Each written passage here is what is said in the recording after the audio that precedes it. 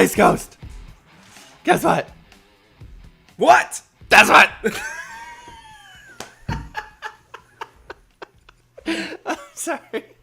There's going to be like 4 people who get that maybe in the world, not just listening to our show, because hopefully 4 people listen to our show. By the way, like and subscribe. Subscribe on the YouTubes, please. Subscribe on whatever podcast app you listen to. And hey, if you have a minute, go and give us a 5-star rating. I would Where say... do you give the ratings at? Is that on Apple? Is that an Apple thing? On Apple, you definitely can. You can give ratings on Spotify, too. You can? Yep. Okay. Yeah.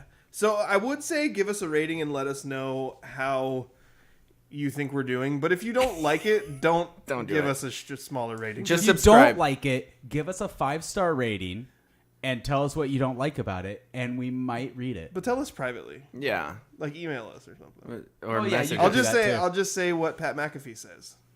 He says, "Go give us a 5-star review if you like the show. If you don't like it, just pretend it never happened. Yeah, exactly. Go on your merry way. Yeah. If you ain't got nothing nice to say, don't say nothing at all." Yeah. And you Don't know what? say nothing? Yeah. That's a double negative. But I said ain't got nothing nice, so it's a quadruple negative, so the double cancels the double, and it's just Wouldn't a a positive. quadruple still reverse Yeah. it? I think you need an odd number of negatives. Like and subscribe. Maybe I should just subliminally, we'll just throw that like underneath things. Just like and subscribe. Yeah, but it'll be like underneath things, or we say it backwards. Isn't backwards masking? Remember when that our Do it parents were backwards. like scared of Say that? it backwards. Subscribe. That would be like subscribe. Beerskis. This was a crazy week. It was nuts. And here we are Big talking stuff. about backwards masking. Russell Wilson, Bobby Wagner, baseball is back. We have a Gatorade Washington State Player of the Year from yes. the Twin Harbors. Let's go. Let's get it going. The 2-minute drill. Let's go. Huddle up. Gotta hurry. Hey, 2-minute situation. 44 seconds. Hand the ball to the ref. Gonna do it right. 3 jet Buckeye on 1 3. The 2-minute drill starts now. Atlanta Falcons wide receiver Calvin Ridley has been suspended by the NFL for a full season for gambling on NFL games in November while he was away from the team tending to his mental well-being. Daniel, was this punishment too harsh? Gambling while in a league is kind of one of those things that is vaulted up as like the biggest no-no, right? It's a no-no. So, I mean, Pete Rose is still not in the Hall of Fame, even though being like the greatest hitter of all time because of gambling on his sport. So I'm going to say, I don't know what the rules should be like morally on this, since he wasn't playing in the games. He also wasn't betting specifically on his team. Well, he only bet for his team to win. But also he wasn't playing. Yeah. So I'm not sure where this lands morally on if you should be able to or not, but it's kind of understood. Like, this is a big no-no, so I don't feel like he should be too surprised about it. Former Seahawks corner Richard Sherman said on his podcast last week, that he thinks that Seattle Actually says "ast week." I know, I was Sorry. confused. Typo on my part. Yeah, the Seahawks will go after Deshaun Watson to replace recently traded quarterback Russell Wilson. Andrew, would you like Pete Carroll and John to pursue a trade for Watson, or do you think that Richard Sherman is just trying to make out the Seahawks as the most scummy organization as possible? Don't care about Richard Sherman. Don't want Watson. Oh! Am I supposed to read a question? No, you were supposed to good. answer that question. Many media goofballs Yes. have been comparing the recently teamed up James Harden and Joel Embiid to the dynamic Lakers duo of Shaquille O'Neal and Kobe Bryant. Daniel, what are the chances that the 76ers duo could be the next Shaq and Kobe? This is the dumbest take maybe the dumbest take I've ever heard. Like, this is up there. This is real bad. It's a little quick. 5 games in. Yeah. You think? Also, Joel Embiid, not Shaq. James Harden might be the most opposite star basketball player to Kobe Bryant possible when you think of pure work ethic and determination. Like, I hate Kobe, but that guy never turned off. Also, it's a sports hate, right? Yeah. James Harden never turns on. Like, if he can't throw up 50 without just chucking up bad shots, then he doesn't really care. He's going to go party afterwards. Like, the dude doesn't care. So, no. No. Shaq thinks so, too. Shaq was much more flamboyant with it. Should I read the Shaq quote? Yeah, read the Shaq quote. I was going to try and do a Shaq voice, but I feel like that just won't go well. He says, no, we won 3 out of 4. No, hell no. Not after 1 year. Me and Kobe had 8 years of damage together. No, not even close. Stop it. Listen, no, H no, and F no. Good for him. Tell us how you really feel. Yeah, right? Is it my turn? Yeah. Sorry. After Texas State closer Tristan Stivers, by the way, Texas State. Oh, I got this one confused. Okay. Texas State closer Tristan Stivers sealed a 6-4 upset of number 1 Texas with a strikeout on Wednesday night. Stivers threw the horns down gesture at the Longhorns. It's so offensive. The Big 12 has outlawed that gesture. What? They literally did. They said they were going to punish players who did it. The Big 12 Yes. did? Oh my In gosh. conference football games last year. Justin, is an upside down hand gesture gamesmanship or poor sportsmanship? It's all of the best things you can do. And after I've listened, so I listened to a Miami-based podcast. And the other thing that happens is Miami does the U. Yeah. And many Tar Heels players have loved to put the U upside down. That gets Miami fans' undies in a bunch more than anything ever. It's like, don't mess with our hand gesture. How about don't have a stupid hand gesture if you don't want people to mess with it? Right? Deal with it. You lost.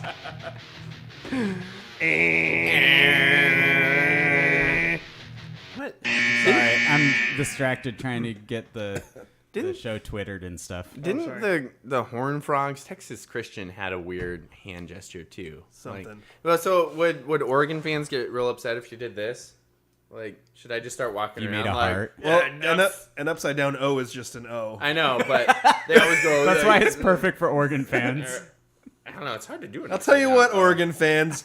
I'll give you an upside down hand gesture. Uh-oh. Don't do it. It's going to be a different one. Which would work great because that kind of looks like a beaver tooth. A single beaver. It's tooth. That should just be the hand gesture Oregon State does. There we go. Beaver tooth. Then if you do it upside down, nobody would know anyway. That's true. They would just say, you're flipping the bird. Which would also work great because you're flipping the bird, which is flipping a duck, and that sounds good too. So I think this... Is that not the stupidest thing you've ever heard? The Big so stupid. 12. I had no idea the Big 12 outlawed that. That is think- the dumbest thing I've ever heard of. I think You they- can't do a hand gesture that's not offensive to anybody except for weird people who get way too offended about them on their team. What? I think they hid behind the veil of... That's like we're saying trying this to, should be like, you can't do an L sign. They might get offended. Just Go like away. anytime they And- want to take fun and gamesmanship away, they hid behind the veil of, we're just trying to prevent escalation and fights. Oh, give me a break. Here's the thing, though. Student sections aren't allowed to chant airball anymore. That might escalate things. How dominant do you have to be for the rest of your conference to invent a hand gesture to insult you? Like, you shouldn't be. Why? Yeah. Why are you you're already living rent free in everybody's heads Exactly. at that point? Yes. Like, just take it as a win. Yeah, and I'm sorry, but if you're not allowed to do that hand gesture, then your star player shouldn't be able to bat flip like an absolute boss while he's hitting dingers. Like, did you see that video the Yes, other I day? did. That bat flip was legit. So that was a Texas player. Yeah. And it was, so they were playing a series, right? And it think was so. the Texas won a game Yeah. on a walk-off hit. Yeah. Massive bat flip. Yeah. And so that was the game that immediately preceded the upset where Texas State did the Yeah. upside down horn. I don't even think they won the game on that bat flip. That was just a homer. I think they're Oh, okay. already up by 2. And he hits it, and massive bat flip. And actually, if you want to get into bat flips, that one might be considered dangerous because he kind of flipped it towards the pitcher. Like, it was a dope bat flip, but it kind of went in the direction of the pitcher. So I could see that, like, causing some stir. But Nobody really had that big of a reaction to it, except for that was a good one. But if you can't throw the horns down, then your star player can't be doing bat flips like that. Agreed. It's stupid. How dare anyone show emotion while playing a sport? Exactly. Especially Texas State, which I've Or never watching even. a sport. Did you even know that Texas State was a school?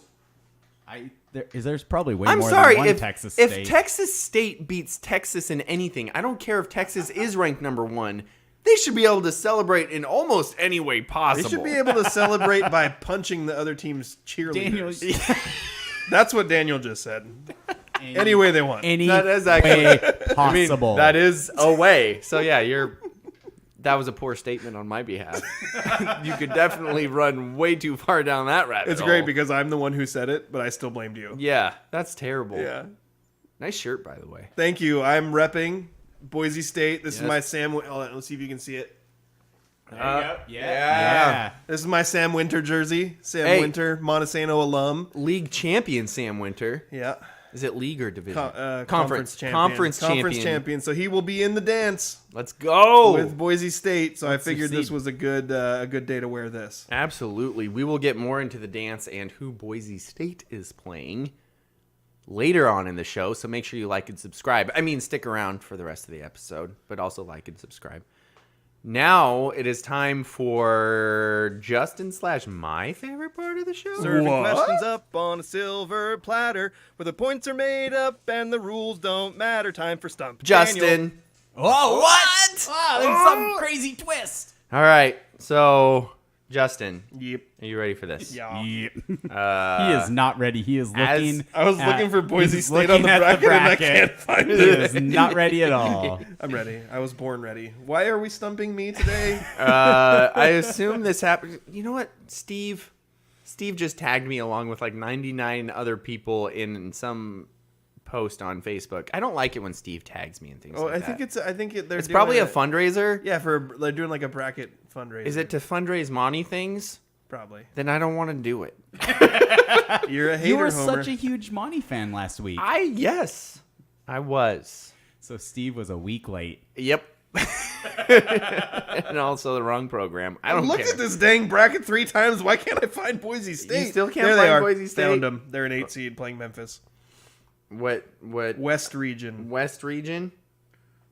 West region. Okay, I see. Oh, I know why I couldn't find it because they abbreviated state to ST. That's what it was. Okay, it's time for Stump Justin. Stump Justin. I was Now- kind of hoping I could give you a little misdirection and you'd forget. Yes. Nope. Is this segment brought to you by the Law Office of Jeffrey A. Damashevitz? It is. Like and subscribe. Brought to you by the Law Office of Jeffrey A. Damashevitz. Are you ready, Justin? You have 7 questions here. I don't know the difficulty rankings of this.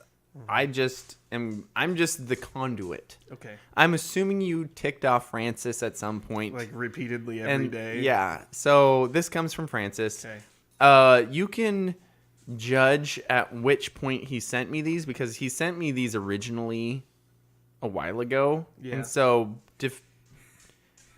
it's probably after some big loss by North Carolina during the regular season. Okay. But it's definitely not after their recent big loss to Virginia Tech. Okay. I just wanted to remind you I that think they it lost was to after Virginia a. Tech. Yeah, I remember when that was Okay. happening. All right. So question 1. You have 7 questions. Okay. You don't want to end up in the Dookie zone. No. Okay. Question number 1. Name the last 4-win, 8-loss ACTC team to beat North Carolina. So this shows when it was. The last 4-win, 8-loss ACC team to beat North Carolina. 4 win, 8 loss. Yeah. So that's very specific. It's very specific. And as I Think run like a month and a half ago, probably. as I run through the different ACC teams that beat North Carolina this year. That were terrible, apparently. 4-win, 8-loss. Jeez, that's almost as bad as my Beavers. So no, I'll- it's not. They're miserable. It's got to be Pittsburgh. Ding, ding, ding. That is I correct. thought they were worse than that. I'm gonna be honest. I thought that was a terrible loss. That was right. a really bad day. So Justin's got one right here. Okay. Well done. Question number 2. What was the largest margin of victory for Pitt over NC in basketball? There's a hint for this one. What's the hint? It wasn't the 9-point victory for the mighty Panthers this week. The largest margin of Whenever victory. week that was. It was like a month ago. Okay, so the largest margin of victory For the Panthers over North Carolina. in history. In history. He's really going hard. I'm going to say it was 27. Oh, you do not have enough confidence in your team. It was 14 points. Oh, wow. In January of 2020. Or 1920. He didn't say. It just says 20. All right. Maybe 1820. You're 1 for 1 or 1 for 2. Okay. Question number 3. Is going 8 for 29 field goal percentage. It's not actually field goal percentage. Is going 8 for 29 from the field in the first half of a regular season ACC game good? No, it is Seems not. like a very subjective question. I would say it's bad. The answer is... The answer is I'm not certain, as I'm a disc golf guy. Just thought rice was better than beans. Dama, what's his name, should be reminded of how awful that sounds. For context, because people are probably wondering what happened here. North I Carolina, really needed to do this right when this discussion happened. North Carolina had a really bad loss to Pittsburgh, coming off of like a really good stretch of conference wins. Yes. Going up against Pittsburgh at home. Pittsburgh's terrible. North Carolina's undefeated at home. Yeah. They get. I mean, it was a 9-point loss, but it was a non-competitive 9-point loss. They kind of closed the gap at the Are end. there competitive 9-point losses? That seems like a There are. Okay. There are. Okay. Because and I would say that because like the Montesano Bulldogs, as you just mentioned, a team that I was recently a fan of, but Steve waited too long. They lost by 8, and that was a really competitive game because within like 2 minutes they were down by 3, and then the other team hit a 3. And so then that's just a 2-possession game, and then the other team hit some free throws at the end. Okay, So I got you. So it's like it gets out like those last few points Yeah. show up right at the end. that kind can, but also you can be on the opposite side where you're down by like 16, and then you have a couple players just bomb threes and make a couple in the last like 20 a few seconds. good players foul out at, like with the 30 seconds left. Yeah, something weird like that. So I'm trying All to right. think of what it was that happened around this time that Well, made also, Francis mad at me, but since now it's a few weeks ago, Yeah. and I do things to make him mad like On a daily 4 times a basis. week. Well, you must have. I think you made him mad last week too, because he started resending me all these questions. Like he in our text thread with him, he started like emphasizing them. To like, hey, make sure you don't forget about these. I really like that answer though. Just thought rice is better than beans. Damish, what's his name, should be reminded of how awful that sounds. So that was also around our discussion where you guys said that rice was better than beans and chili, Yeah. which I'm with Francis is incorrect. Okay, now it gets a little bit off of the Pittsburgh loss specific here. Okay. Question number 4. So You're you 1 for agree 3. with the Mariano Rivera lover. And I got that one Daniel. right because 8 for 29 from the field in the first half is bad. Is bad. Yes, Right. I'm So, two- so you're I'm 2 2 for for 3. 3. 2 Okay. for 3. You're 2 for 3. Okay. All right. Question number 4. Who is 14th on North Carolina's men's basketball all-time scoring list? What? 14? No, actually, you should know Specifically. this. Specifically. That's the kind of 14. thing that any fan of a team should know right off the top of their head. You're is right. Their all-time scoring. I should be list. embarrassed Yeah. if I don't know this. Outside the top 14 or top 10. top 20. I feel like you should know the top 20. I don't. It's If gotta you really be. care about your team. Come on, dude. It's gotta be obviously Rasheed Wallace. You did not carefully assess your risk assessment here. Okay. What would be the most embarrassing player for you to not know from North Carolina? Michael Jordan? Yes. Risk assessment, man. Daniel has gotten good at this risk assessment thing. I don't know, because sometimes he messes with his head so much that he guesses the other thing. True, But you have gotten a lot better I at it, usually though. get the less embarrassing That's thing. true. So yes, Michael Jordan.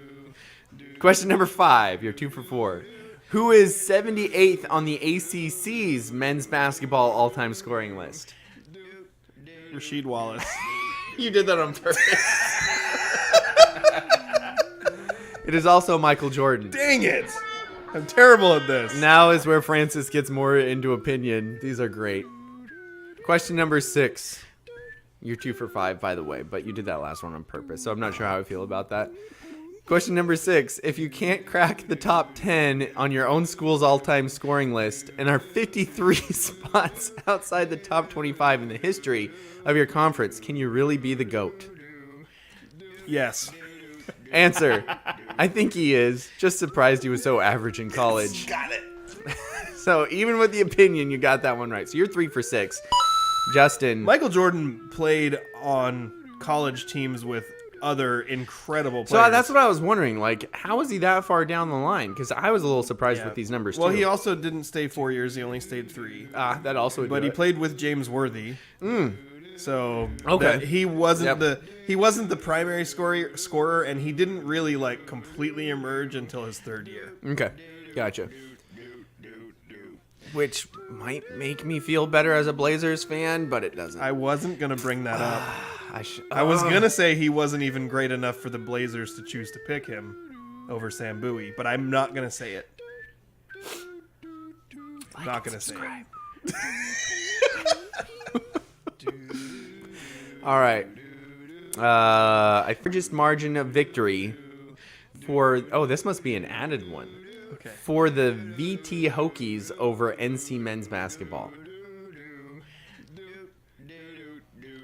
This is some fascinating stuff. I'm gonna give you a range on this one because knowing the exact margin of victory would be kind of ridiculous. Okay. Although they might have brought this up in a recent broadcast where I don't know, maybe the Hokies beat the Carolina Tar Heels. And when the Tar Heels lose, there's like a collective agreement that we just don't talk about it. Is there? No. I don't think so. I'm pretty sure there's a collective agreement that we bring it up. Yeah, I think that's Okay, the so agreement. was it the largest margin of victory for the Hokies? Was it 20 to 30 points, 10 to 20 points, or 5 to 10 points? Largest margin of victory for the Hokies over the NC men's basketball 20 to team. 30. That is incorrect. So you lose. You're in the Hokie zone. You're not quite in the Dookie zone.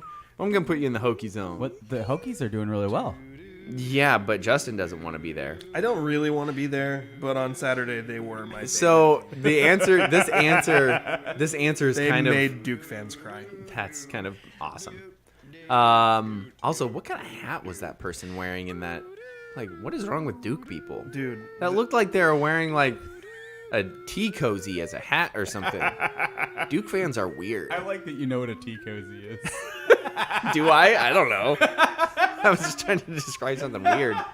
Okay, so the answer is 18 points. So that was in the 10 to 20 range.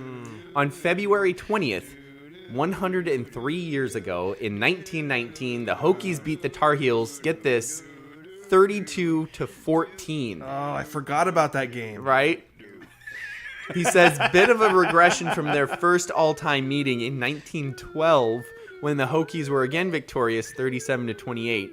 But at least it 37 to seems 28. right. But at least it seems someone in Carolina blue showed up for the second half of that game. It is interesting to think about how much the Basketball's game changed, Yeah. especially like at North Carolina back in the day. They used to run a 4 corners offense. Like they were trying to slow the game down. And Oh, that was before the shot clock, scores right? would be in Yes. the teens and the 20s when there was no shot clock. Yeah. And now the Tar Heels held Virginia to 13 points in a half.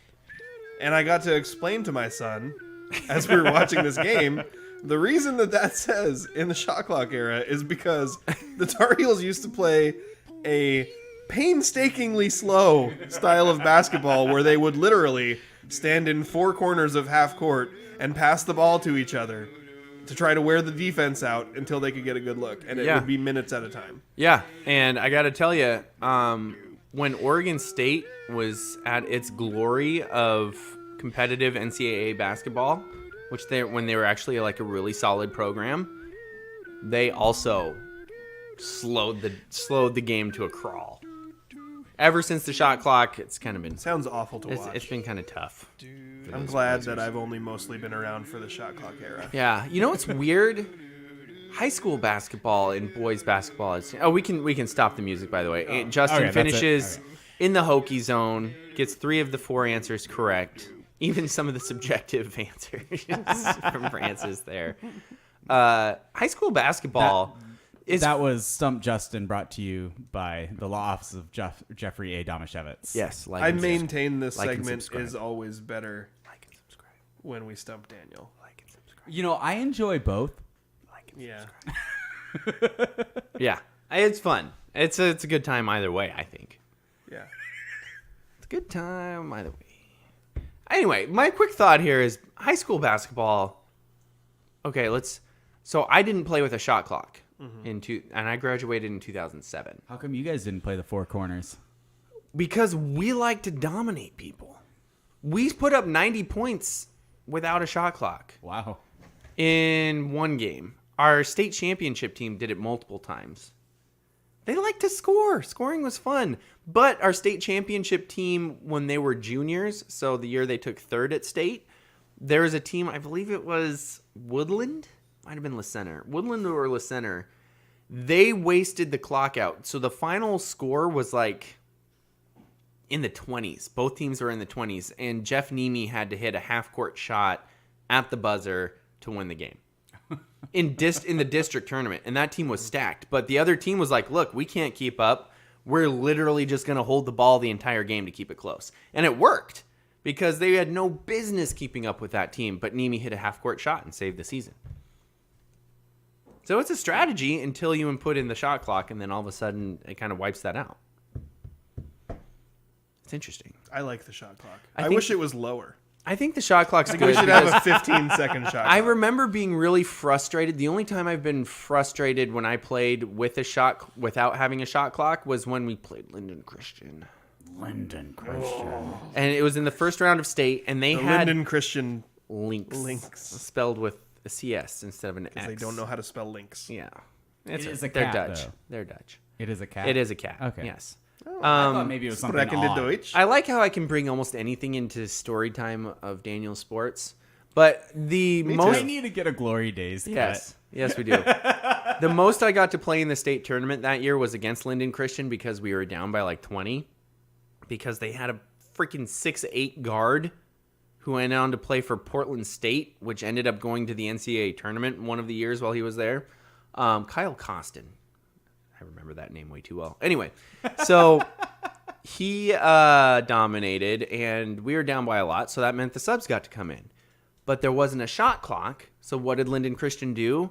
They ran a four corners motion offense where they just passed the ball around. So here's me in the game just chasing somebody for like an hour is what it felt like. I think we got like 1 or 2 possessions for like the last 3 minutes because they just...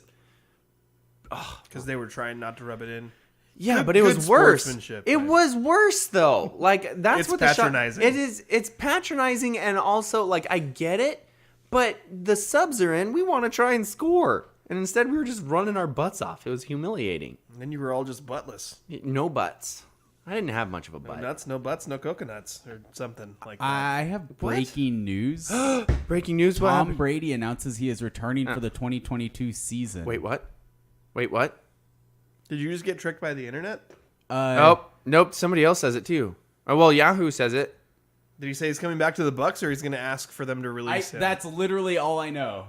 It says he's returning to Tampa. The Yahoo Sports says he's returning to the Bucks. But he's still probably going to ask for a trade.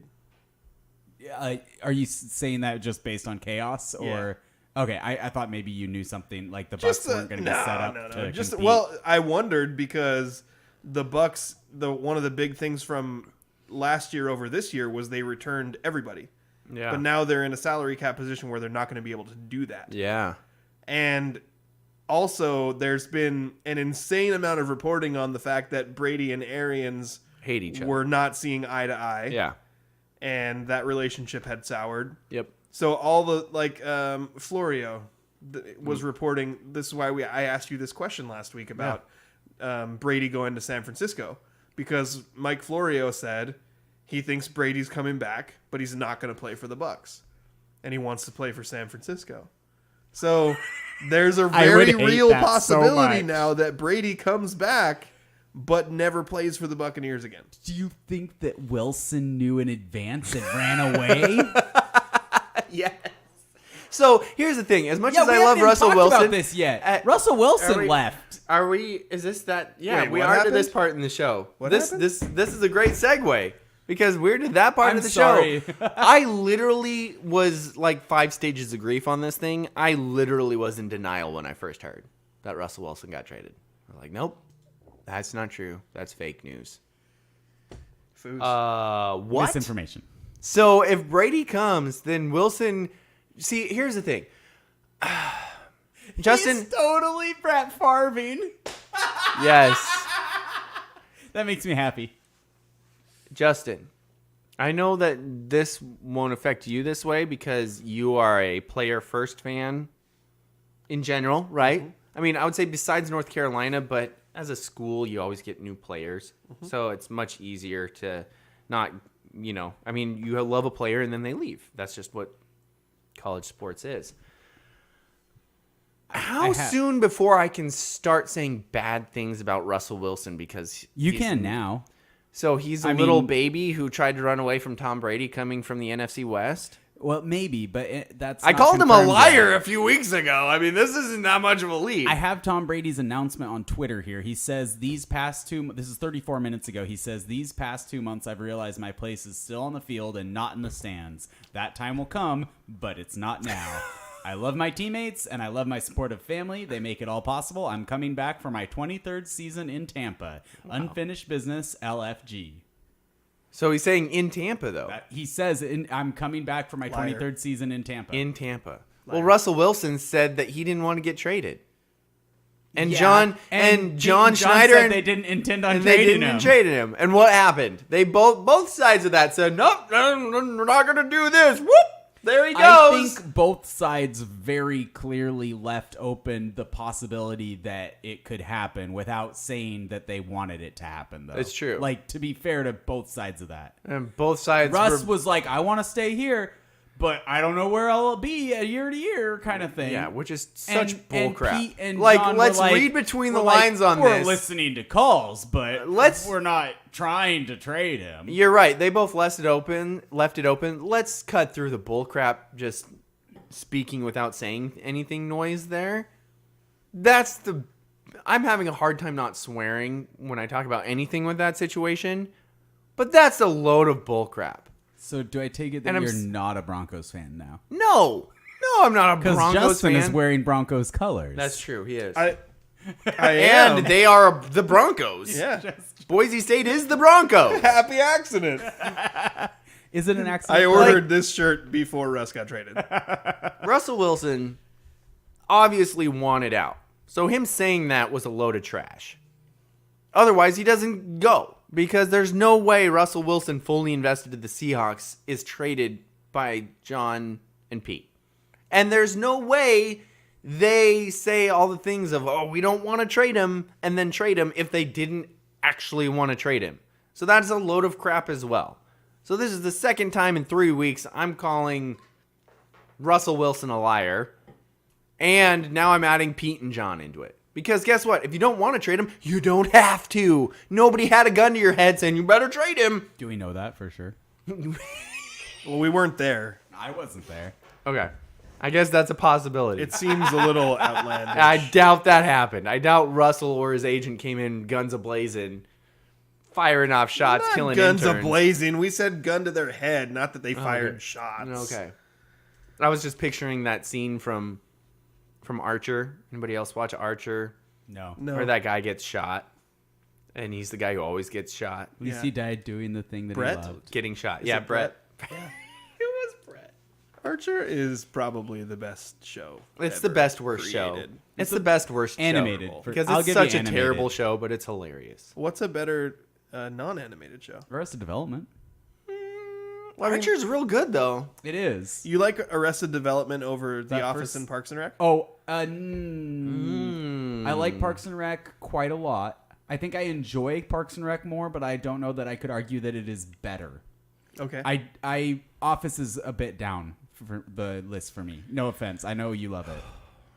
I'm not I offended. dislike the. We disagree on a enormous amount of things. I dislike the type of humor of The Office a bit. So The Office is hilarious. There are more parts in The Office that I dislike and make me feel uncomfortable and just not like to watch than there are a show. There are too many of those for me to really love that show. I enjoy it. I think but there's that side for me, and also the tinge of the more I watched it, the more there wasn't somebody that I could wholeheartedly be like, they make the right decision almost every time, and when they don't, I'm surprised by it. They don't give you that. Yeah, the more and more the show goes on, the more you expect them all to kind of be kind of skeezy. Deceitful. Yes. Yeah. And I don't like repeatedly. that. Yeah. I'm not saying I that think that's why they introduced Erin to the show at some point. Yeah. But she was late arriving and also not a main focal point. Yeah. But she was the one who like never really did anything that, you know. Yeah. True. Andrew's got a big eyes face. The Vikings Andrew's got a what? The Vikings signed Kirk Cousins to a 1-year, $35 million, fully guaranteed extension. That dude. That guy has parlayed more money out of mediocre talent than I have ever seen. That's got to be a salary cap thing.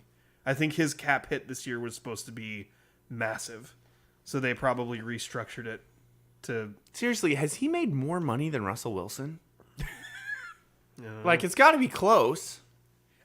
You know what? I respect the heck out of it though, because most guys don't want to go to free agency and risk that. And he's bet on himself lame every duck time. year. Yeah. And it's worked for him. I mean, off the field, on the field. But if you don't believe that your team is ready to didn't he start in Washington? Yeah. So, but he was I don't drafted blame the him same for year not as wanting to. he was drafted in the same year as Robert Griffin stay III. there. They were both drafted to Washington the same year. Were they really? Wow. Yeah. And they were like, "Oh, Kirk Cousins was same drafted years to be a backup." as Wilson. Yeah. Yeah. Yep. So good for him. emotionally, Getting out of Washington and getting I paid. swore a lot and cried a lot. I'm not sure if I actually cried, but I felt like I should cry when Russell Wilson was traded. Like, I literally didn't know how to react. What was your first emotional reaction to Russell Wilson traded? Did you just instantly go, I'm a Broncos fan now, and we're happy? Or were you, like, emotional about it? If I'm being completely honest, like there's always going to be a tinge of sadness over the fact that this guy who I love was just in my backyard, and he got to be on a team that was my regional team, and Yeah. we got to root for him, and that's great. Notice he didn't say his team. He just regional team. Yeah. Yeah, well, the Well, team, that's fine. That's the how team Justin that plays operates. in my Yeah. region. I have learned to accept this. I am no longer upset with Justin about his faulty beliefs. I just accept him for who he is. Hold on, your soapbox is kind of in the way I of know. where you're standing there. Maybe But I need to get onto it. like, there is that tinge of like, oh, that really sucks that Russ is no longer going to be playing in Seattle. Yeah. But I was mostly relieved because my biggest fear was that he was going to go to a team that I can't root for. Ooh. So LeBron has already done this to me Yes. by going to the Lakers. And I fought through that, and I can became still a root Lakers for him. fan. I can still root for him, but it's not easy. Yeah. And he just continues to make things more and more difficult on me to root for him. Yes. By sometimes the things he says and the way he acts and the things he does. But I'm with him. I'm still there. I'm loyal. I like it. You found something to be loyal to. My first thought was like, oh, Russ is traded. That really sucks. And then I was like, oh, God, at least they didn't trade him to the Steelers. Oh, that would have been abysmal. Because that would have been a Lakers situation for me. Yeah. Like, do I love Russ enough to root for him there? But now, not only does he go to a team that I've rooted for before, I rooted for him when Peyton Manning was there. That's a good point. When I was about 12, my grandpa lived in Colorado and was a huge Broncos fan. And when they won back-to-back Super Bowls, he bought me a buttload of Broncos stuff. So I actually have a Broncos jacket from when I was a kid, and my son wore it to church this morning. Convenient. So I'm like, and then on top of that, Javonte Williams is there. Yep. He's my favorite player from the Tar Heels from their great team 2 seasons ago. Yep. So I'm like, okay, I was relieved. I wasn't happy about it, but I was relieved. And that probably makes me sound terrible in a lot of ways, but it's fine. No, that absolutely, with your style of fanhood, that is absolutely like almost the best possible situation for you. It really is. With my style of fanhood, I wanted to break things, and then I started getting upset with the player, which is frustrating because, well, not upset with the player. I got upset with both sides. And to be honest, more with the ownership side, now that I actually think about it, because in my mind, a franchise quarterback is harder to find than anything else in sports, including a franchise coach. So I will side I'm not sure about that. with the coach every time. You side with the coach or the quarterback? I mean, the quarterback.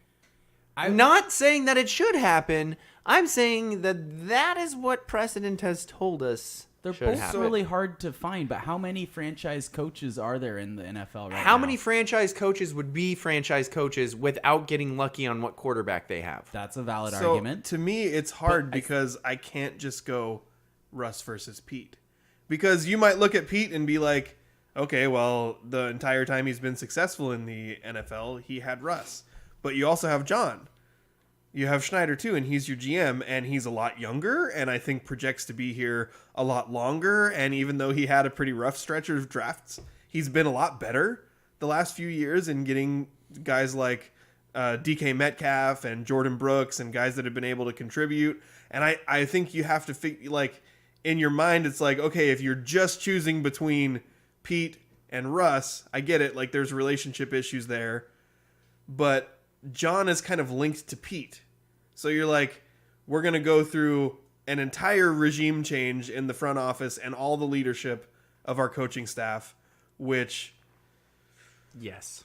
you would do that. I would do that before getting rid of a star quarterback. I want the Seahawks to be good. And I believe Russell Wilson is that star quarterback. I know some people don't. Some people are like, oh, yeah, it wasn't that good anyway. I mean, look at last year. Those people were not paying attention. Exactly. With a level of... Those people were not paying attention with a level of intelligence that lets you separate facts from emotions. You can be emotional, but also be able to analyze things without those emotions. Or on a level of research that lets you know, oh, this is actually what he did when he was healthy last year. Yeah. And comparing that to the rest of his years. Yeah. Which was really freaking good. Which we did on this show. Yes, we did. Like and subscribe. I disagree with you, Daniel, that Okay. coaches are easier to find than the quarterback. Okay. But I will argue this with you. I also believe that quarterbacks are incredibly hard to find. And so what is disappointing to me, I believe that the coach needs to make it work when he has a really, really talented quarterback. Yes. And I think we've seen over the last 4 years that that's not going to happen here. Yes. And that has been very frustrating. That part is incredibly frustrating to me, to the point where the news that Russell Wilson was traded, it was shocking. I was shocked because I didn't expect it at all. Yeah. But it almost feels like a better than the alternative, which to me was what I expected to see, was 4 or 5 or 6 more years of mediocrity. With reports with a of really good quarterback, with reports of inside backbiting between the quarterback and the coach. Yeah. So It might be better than that, but that's like the worst case scenario yes. of the But situation. if you're going with the backbiting reports, And that the- wasn't just issues in the relationship between Russ and Pete. It's issues in the relationship between Russ and other players on the team. Possibly because also. there's been a lot of reporting that a lot of the guys have felt.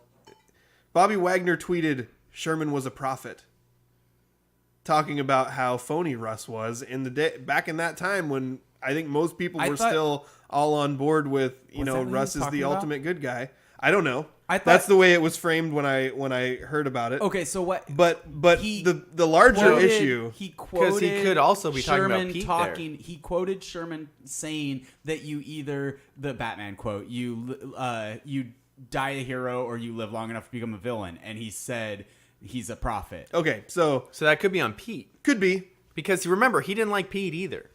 And So it could be and both. Wagner just was yesterday, I think, was tweeting that it sounds like he did not hear the news that he was being let go from the head office. Believe them or not, the reports, anonymous source reports about Russ having strained relationships with a lot of teammates, or teammates not trusting him or thinking he was phony or a prima donna or whatever, those have existed for the entire time that Russ has been Yes, here. Absolutely. mainly from the defense. Yeah. Because you talk to DK Metcalf and he goes, Possibly from, thank you for teaching me how to swim and taking me under your possibly wing. from Baldwin too. Do you though. guys Baldwin, yeah. Somewhat. Yeah. Do you guys remember, like way back in the day, when we had an interview with Clint Gresham, Yeah. who was the long snapper for the Seahawks when they won the Super Bowl? He was a guy who, like, big time God guy. Yeah. Went to the big city church or whatever it Yep. was in Seattle, and a couple other teammates went there with him. Yep. Well, And we I got thought- an interview with him. I've 'cause listened he to him was- speak, too. He was speaking at your church, Yeah. right, Justin? Yes. Yeah. So I interviewed him like in a little dark room in our church at that point, like in a secret meeting. Why was it I dark? interviewed him. Why can't I have secret meetings? Andrew has a secret wedding. Why can't I have secret meetings? I didn't say You were anything all about at my secret. secret wedding. I didn't say anything about it being secret. I was a wanted to know secret. why it was dark. Because it was a secret. Why is it dark? That's how you keep kings a secret. Actually, if I'm being honest about it, like the whole thing with Clint Gresham being at our church, like it was really cool, and he's an awesome guy. Yeah. But I was like one of the visits because he came twice. I was like his security detail. Like we had to treat him differently than anyone that had ever come Yeah. to speak at church before, and a lot of that was creating a space where people didn't know where he was because everyone would bombard him. I And assume part so. of that was putting him in a room that was kind of dimly lit in between services. If people saw that the lights were all on in the room, then everyone would come to it like Moths to a moths flame. to a flame. And then on top of that, it was like, you know, he had been traveling a lot Yeah. and he was really tired, so I was trying to let him rest. Yeah. But anyway, He was also a part of a men's conference thing that did something at my church. yeah. And I don't know if maybe our church just didn't provide that for him or what. But I was at some point just kind of hanging out like near him and I was like, hey, you want to see a really nasty football injury? And he was like, no. And I was like, I don't care. And I showed him my ankle and he's like, I didn't want to see that. And I'm like, I didn't care. I spent 20 minutes in a room. Daniel meets an NFL football player and instantly Yeah. shows him his injury. But this is where we show our individual tendencies, like really, because your response was, hey, check out this grotesque injury. My job that day was to be an a-hole because my job was, hey, as we're moving through the foyer, I was told this by the person who put me in charge of him. Yeah. People are going to come up and try to talk to him. Yeah. Don't make him be the person that says, hey, he's got to go. Yeah. You tell that person, no, we've got to go. Yeah. So that he doesn't look like a jerk. We had an autograph signing session. Yeah. Oh, yeah. Yeah. Because he had a book. Did he have the book when he was at your church? I think so. I mean, both times he came, there was a massive autograph signing. Yeah. Pictures, the whole Yeah. deal. Yeah. But anyway, the point that I was trying to get to. Sorry. Instead of dropping the fact. No, this is my fault he because didn't I want brought to up. see your ankle injury. Yeah. He sounds Also- like a jerk. I was just some guy lingering. Like you would have been telling me to give this guy some space. I would have. But also you would have had him Forcefully. in a private spot because he was just kind of hanging out outside of the sanctuary. I was very rude to about an 80-year-old woman Yeah. See. as she was just trying to share something with I was him And just in that her didn't life. even have anything to do with Clint Gresham. See, that was the thing. Like, I really didn't care that much because everybody else was like, "Oh, Clint Gresham, Seahawks," and I was like, "He's a long snapper. I can talk to this guy." That's what I thought. Like, that's why He was like like, if I saw, long snap. Super Bowl champion. yeah, I was like, dude, if it was Tyler Lockett, I would have been like fangirling. But I was like, it's Clint Gresham. Like, you're long snapping. You want to see a picture of my injury? Like, that's how I felt about it. Yeah. It's like if I would have run into, I'm trying to think of somebody from the 98 Mariners team. It's like if I would have ran into, like, Alex I don't know, Rodriguez. or Felix Fermin. See, you probably don't even remember who Felix Fermin is. I do not. Exactly. I would have been like, hey, I got tendonitis in my pitching elbow, Felix. And he'd be like, cool. I played for the 95 Mariners. I'm like, yeah, but What did you really do? So the point I was trying to get to from this interview that I did with Clint Gresham was I don't remember much of anything from it. Okay. But there was one thing about it that really stood out to me. Mm-hmm. Because I thought, okay, this is a guy who very openly Christian. Yeah. Goes to church with a lot of teammates. Yep. I thought, oh, well, he plays with Russ. Russ is very openly Christian. They probably have like a good relationship, and they would do Bible studies and stuff at the facility and all kinds of stuff. So I asked him about Russ and his relationship with Russ and what it was like. Yeah. And he paused for a minute, and then he said, and like I said, this is the only thing that really stuck out with me because I thought it was weird. Yeah. He said, I think Russell Wilson, more than anyone I've ever met, understands the power of his words. And as I've always thought back on that and gone, okay, so Russell tells you, he's very careful with his words, and he tells you what he wants you to hear. That's true. And like, as I look back on that, it's like, I wish that I had given more credence to that in the moment because I was such a Russell Wilson fanboy. Yeah. But I'm like, I feel like the further we get into Russ's career, the more we realize he is kind of phony. He kind of just is like... Define phony. Because phony to me is saying all those things and then not going to the children's hospital every Tuesday religiously throughout his entire career. I think it was Mondays. It was Tuesdays. I think it was Wednesdays. It was Tuesdays. What about saying repeatedly that Daniel. winning is the most important thing and you only want to win Super Bowls and then taking a contract that's so high that it cripples your team under the salary cap? I will agree with you on that, but that's every single quarterback but Tom Brady. Also, well, you'll agree with me on that because it literally is your point that I just repeated. Exactly. Also, I think it's fair to... do you get what I'm saying, though? I feel like you can have Daniel's opinion that that's not the correct way to go about it and still understand how someone can be they're trying to win in their contract negotiations and they're trying to win on the field, but those things might not necessarily cross over. Yeah. And I think the thing is, when you talk about phony, we've seen a lot of literally phony people in our lifetime, whether it be politicians, religious leaders, athletes, where they say one thing and then you find out they're acting a completely different way. We've also seen where people say, oh, they're phony, and it's like, yeah, but they're acting how they're saying. You just think they're phony because they're not perfect all the time. Maybe they're cringy, or maybe the things they might they're be saying are ridiculous, and it's silly to expect somebody to act like that's true, but they're still kind of acting like that's true. Yeah. It's like the comments that said that Russell wasn't black enough. Remember? Because that was a comment that was made about him, too. And it was just like... Oh, yeah, I remember maybe that. phony is the wrong word. Let me rephrase. It's the word that a lot of people use, though. People use that for him, though. I think Russell portrays himself publicly exactly the way that he wants you to see him. Absolutely. Which is not I'm not saying it's a bad thing. Yeah. Necessarily. But there's never been... Besides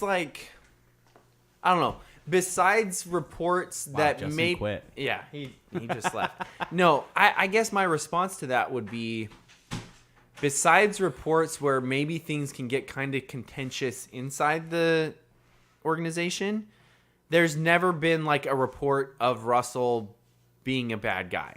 Yeah. There's never been that report of Russell abusing a situation or being a jerk to anybody on the street. Yeah. Or, I don't know, Richard, flying completely off the handle and trying to assault your wife. Call him phony all you want. He's lived up to it, except for maybe being a contentious quarterback in the NFL. Where have we seen that before? Only about 1 billion times. Yeah. You know? Yeah, and I feel like he would not be... he's not my type of person. Yeah. I would not get along with him He's well. not- So he's give not who some I wanna go credence hang out to- with. I give some credence to this talk about him not being in great relationships, not bad relationships, but just not close to teammates and stuff like that. Because he's a different kind of guy. Yeah. But he portrays himself as that different kind of guy, and I kind of believe it. Like, I've not seen or heard anything that doesn't make me think that he 100% believes the thing he says. Yeah. And that's, to me, is the difference between phony and not phony. Exactly. You can be weird and not phony. And I don't know about you, but I've heard stories from Pat McAfee, similar, to Clint Gresham, talking about Because he's Peyton only Manning. a punter. Yeah, similar to Peyton Manning. Mm-hmm. Peyton Manning wasn't buddy with Pat McAfee because he was a fun guy to hang out with, and they agreed about how to have fun on a lot of different things. No, he was a different type of entity. And Russell Wilson was a different type of entity. Is Russell Wilson the person on the Seahawks that I wanted to go hang out with? Not really. Tyler Lockett's my favorite player, and that's someone I would want to go hang out with and spend a day around. Russell Wilson, I would faint. He's so dreamy. He's too on all the time, and I think that's the thing. But he is on all the time. That's who he is. He's one of those personalities where there's people in business who are the same way, where they're just constantly on, and their thing on. And I avoid them. Yeah, they're not my type of people. But they're really good at business. Yeah, I don't know. That's besides being a contentious quarterback, like I said, which is pretty darn common. Russell Wilson has never had a situation or a report where you would go, oh man, I guess he was faking it about everything else. But he kept a tuxedo in his car. It was a horrible thing that teammates didn't like about him way back in the day. What? Do you not remember that No, one? that does sound exactly like what I'm talking about, though. Yeah. Like, it isn't that... It's that he believes that is important, which is because weird. he wanted to be ready to wear a tuxedo at the drop of a hat. That's bizarre. Yeah. But also not phony. It's who he is. So I guess that's the thing, because we've heard that term about him. Why did we get off on this tangent? They couldn't freaking make it work, and it ticks me off because now the Seahawks are going to suck. So did they get enough counterpoint. compensation? Counterpoint. Because this is the hope that I'm holding on to. I'm not saying this is a prediction. It's the hope. How much time did we spend on this? I guess it's The best biggest the story, Seahawks but have been You're so mad. was so pissed. the best the Seahawks have been when Pete Carroll and John Schneider had the freedom to churn the roster and do whatever they wanted with a terrible quarterback until they found the young rookie quarterback who would take them to the Super Bowl. I get what you're saying. So you're That saying seems slightly more likely right now than it does. I disagree. with Well, I guess you said slightly. Sorry. It was my phone, I think. I already said I fully expected 4 or 5 or 6 years of high performance, getting to the playoffs and not going past the first round, maybe getting to the second round once or twice. Now, all of a sudden, the ceiling's higher and the floor is way lower. To me, I can agree with that. This is where I think Andrew and I had a very brief discussion on our group chat about this, like what the direction would. And really the sticking point for me was like the idea of trading DK Metcalf. Because my thought was, like, trade Tyler Lockett. Oh, that sucks. I love Tyler Lockett. But you trade him.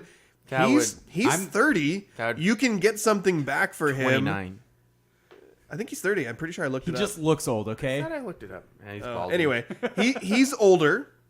He's expensive. How dare you? He's And- not older. He's younger. He's older and he's expensive. And by the time you're ready to be good again in another 2 years or so, he will probably be on the 29. Okay, well, I was wrong. But at least I could wrap my brain around the sense that it makes to trade Tyler Lockett. Yeah. I'd rather everything- have Tyler Lockett teaching a young quarterback than DK, though.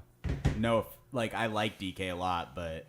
Yeah, but okay. Anyway, let's let Justin finish his point. We've interrupted. That him was a it. No, bunch. I was just saying, like, there's basically 2 directions they could go. Yeah. And, like, as parting thoughts on this, I wanted to know what both of you guys thought. Because I think the first question I put in was, did they get enough compensation? And I think, like, no matter what it is, you lost the best player from the trade, so you didn't get enough compensation. And all of you that are going, oh, I like the trade and I like what they got in return on Twitter and Facebook, you're dumb. Stop having opinions. There's basically 2 directions they can go here.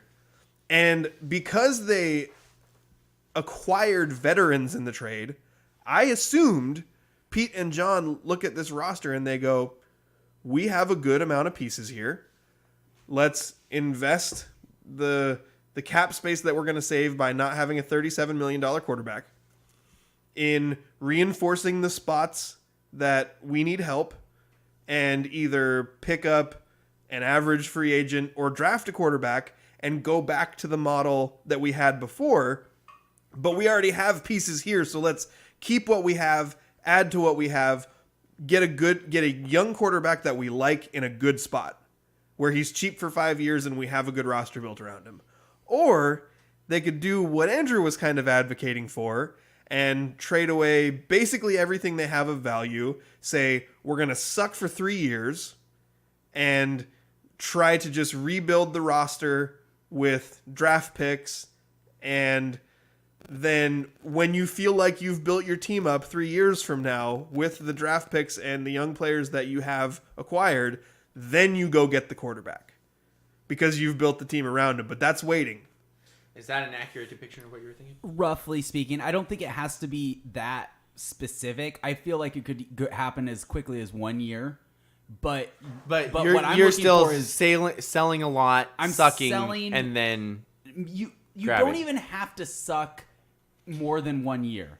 But I'm selling everything for draft picks this year and next year. Then you're going to suck for more than 1 year. If you're Yeah. selling every It's good true. player you have for draft picks, you will not be competitive the next year. yeah, So that'd be 1 year. No, the next year after that. You're next going to year draft after that, guys if you've and got- then expect not only I'm you saying guys you are all don't have to rookies. be, Let's because you're let's be also crappy for cheap 1 there. year, and then So the if you following think year you- when you guys are your second year in the league, let's be great. I'm saying that it's possible to be. I'm not saying you would be. I'm saying it's possible to be. If you are, because your cap hit is really low at that point. So then if you have the parts in place that quickly, then it would be possible to say, all right, we're gonna buy that. Maybe we're gonna buy Tom Brady for a year. And, okay, so you're saying so, like, you're saying if you really nail the draft the Yes, first year, if you then nail you the could draft- then you could draft another year and buy a ton of free agents. Yes. But so the draft possibly, is scary. That's a scary place to It is. decide. It is, but I'm going to he's- hit on every draft. I'm, pick. I'm saying that's obviously. I'm not saying you plan for that. You figure it's gonna be the next 2 to 3 years. That would be when you'd be expecting to which is a come scary back out of it. situation, and also one that I don't think you have to, because I think I'm I more also- on Justin's side with this, because I don't think you have to do it in you football. can expect it. Yeah, like that's I don't true. expect that, but that's what would make the most sense to me. Because it's almost necessary in baseball. Right. But we've seen teams we saw the Browns do that, and we've seen the Jaguars do Well, it. in baseball, and it doesn't really make you that can much sense. trade everything of value for prospects and then keep them in your farm system.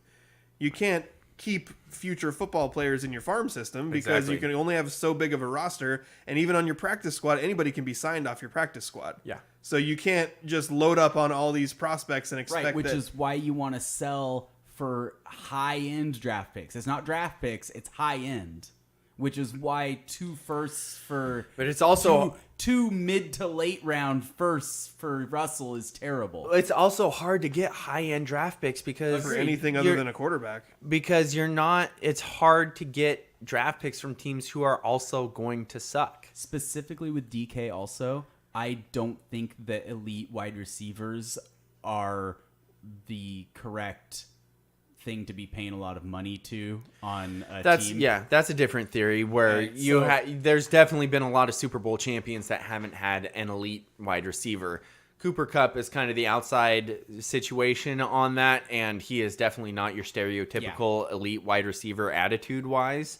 Yeah, he blocks. And DK definitely has some differences. So I'm not saying I want them to trade DK, but if And they... DK, and I by might the have way, said that, actually. DK is did also... say that, though. but DK yeah. is You also... said that if they traded I'm not DK, saying- that would make you feel better about the whole thing. DK is also not a stereotypical Yes, attitude-wise I agree. wide receiver either.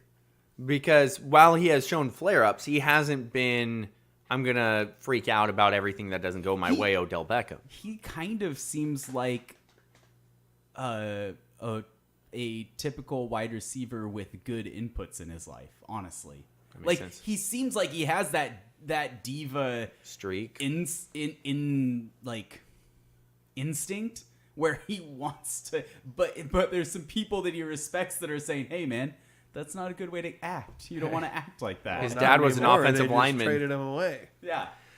Yeah, so I've got input from Francis if you guys are interested. Actually, my wife too. and My wife says, Daniel, it's okay to be wrong all the time. She said that early in the... Francis says DK is hoping Russ takes him to Denver. Go Broncos. Ask Bubby when he's going to come over to help with his dad's new scooter. Also, congrats to Daniel and Andrew on the return of the MLB. Going to be really enjoy seeing the Mariners underperform to whatever your sad expectations are. Also, LeBron is pretty phony. And is Matt Flynn available? I don't think LeBron is phony. I think LeBron shows you a side of him that people don't like publicly. why does Francis always just be so mean? Also, deep cut on the Bubby and Dad scooter recognition there. I haven't been called Bubby since I was about 7 years old. So Francis somebody's been talking to your dad. Yeah, Francis is out there getting like deep information on my childhood. That was impressive. Thanks, Dad. Yeah. I don't know. I'm so frustrated. I'm on record with only being happy with the outcome of all of this if the Seahawks get Gardner Minshew and then try and do what you said, which is build up a big defense. The frustrating part of that Well, they also have to reinforce the offensive line. True. But so the thing is, the sad part about it is if the Seahawks go with that model and it works, people will say Russell Wilson wasn't that good. The frustrating part to me is Russell Wilson was never given the chance to have the team completely built around him because they were in between. I know you guys don't like Brock Heward very now, though, right? I don't know if you guys like Brock. I know you guys don't like Brock Heward that much. I just think he's annoying. But when you say that his term is you can't be in between. And I feel like that's where the Seahawks were. Pete Carroll was trying to be the defensive-minded head coach and not build everything around his star quarterback. And you can't be in conflict with that. You either have to go all in and build everything around your star quarterback or not have one and build this super team and insert somebody in. And that's what Russell Wilson's first few years were. But the thing is if they succeed, people are going to be like, oh, Russell wasn't that good. See, this is what made them great when they did win. That's going to frustrate me because I think Russell was that good if you just would have gone all in to support him. But I'll also be happy because that means that the Seahawks are winning if they do show success with that model. So I'll be like, yay, this is working. And I'll feel conflicted because people will be like, oh, Russell Wilson wasn't actually that good.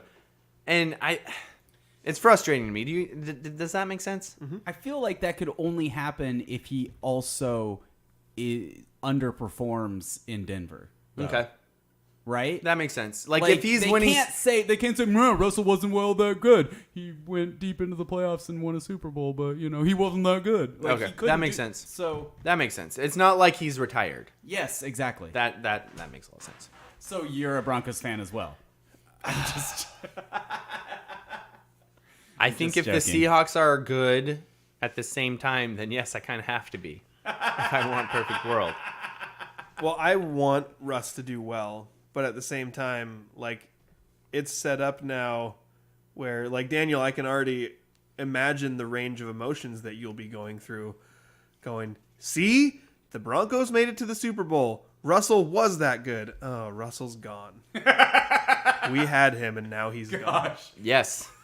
It's going to be terrible. And Javonte Williams is going to be in yards, trucking people in the Super Bowl. He's going to truck somebody, stiff arm, spin move, juke them all in one run, hurdle a guy. And I'm going to be like, Justin saw that in college. This is my favorite part of the show so far.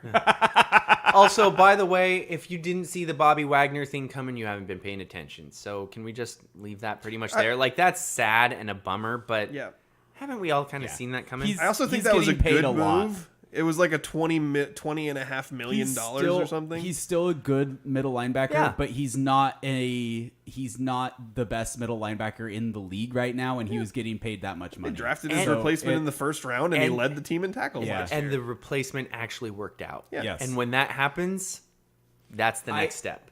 I was so while it's a disappointed bummer, because it's sad. I was really hoping that he would take a pay cut to stay. Yeah. Like that's what I was personally hoping. Well, but apparently he didn't have that option Well- since they didn't tell him they were dropping him. Yeah, That was the report that came out was Seahawks plan to release Bobby Wagner.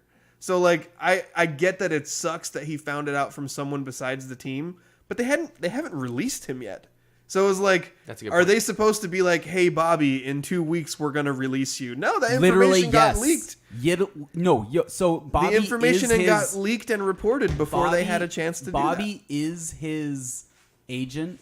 Literally, if it's outside their heads, he should be the one that knows. I mean, I don't know who leaked honestly, it, but that's what I'm saying. Unless Pete or John leaked it, in which case that was a crappy you think thing the to do. front office should They be telling players, hey, we might release your guy? No, I'm saying that they should tell him, hey, we plan to. Hey, we're going to be releasing you. But we Especially don't when know it's- where the especially- information that was leaked came from. It could have been just a very small meeting in that was just people in the front office But that that's just what I'm talking saying. about. At the point where it's that decided, he should be in that meeting. Why? No. Absolutely. No. Why? Because he's literally the face of your franchise. I think that information got leaked before they were ready for it. I agree to be, with you. and I'm I sure don't that think that they were being. I don't think they did it on purpose. I think that the fact that that was able to happen demonstrates that they were going about it the wrong way. Well, it looks bad, but I don't think I agree with that. I think Daniel agrees with me. Daniel, you know what we need? Francis says that he's a child, maybe 8 or 9 himself. You know what we need? That's why he's being mean. We still have to name an athlete of the week. The Hawks will be between do. the Lions and the Jets now. We still have to talk about March Madness. We still have to celebrate the fact that baseball is back. And we still have to do mailbag. We need to take a commercial break. Yes. Oh, was that actually? Like you and want to subscribe. take it like right now? Like and subscribe. Do you have a legal situation and need someone on your side? Let the law office of Jeffrey A. Damashevitz be your advocate. If you've been the victim of medical malpractice, suffered a personal injury, or need representation with real estate law, small business law, or estate planning, let Jeff Damashevitz put his 29 years of experience to work for you. Call Jeff Damashevitz today at 360-612-3991 or visit damashevitzlaw.com. That's DAMASIEWICZLAW.com. Thank you to our sponsors, the Law Office of Jeffrey A. Damashevitz and Oli Penn Real Estate. Like and subscribe. Thank you again so much to you guys for helping make this show possible. Justin, I keep forgetting that your feet aren't like part of the table, so I keep like tapping on them and You stuff. guys are playing footsie. Yeah. Here's a reminder. My Just- feet are not part of the table. Yeah, and they haven't moved, so it's not us playing footsie. It's me literally just like kicking his foot every 5 I seconds. sort of just got used to it. Yeah. Didn't even notice it after a while. All right, it is time for our Oli Penn Real Estate Athlete of the Week.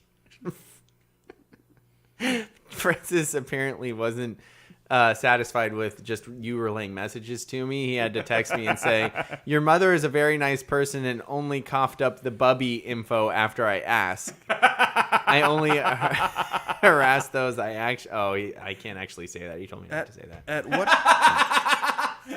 Wait. At what point does this get a little creepy? Yeah. Like a little stalkerish? Yeah, a little bit. Like Francis, we've been talking about the last couple weeks how all he is just angry and mean to us, and now he's going to your parents' house. Should we be concerned? Like, when should we alert the authorities of what's going on? He's not going out of his way to visit Daniel's parents. He's delivering packages to them. Okay, are you sure?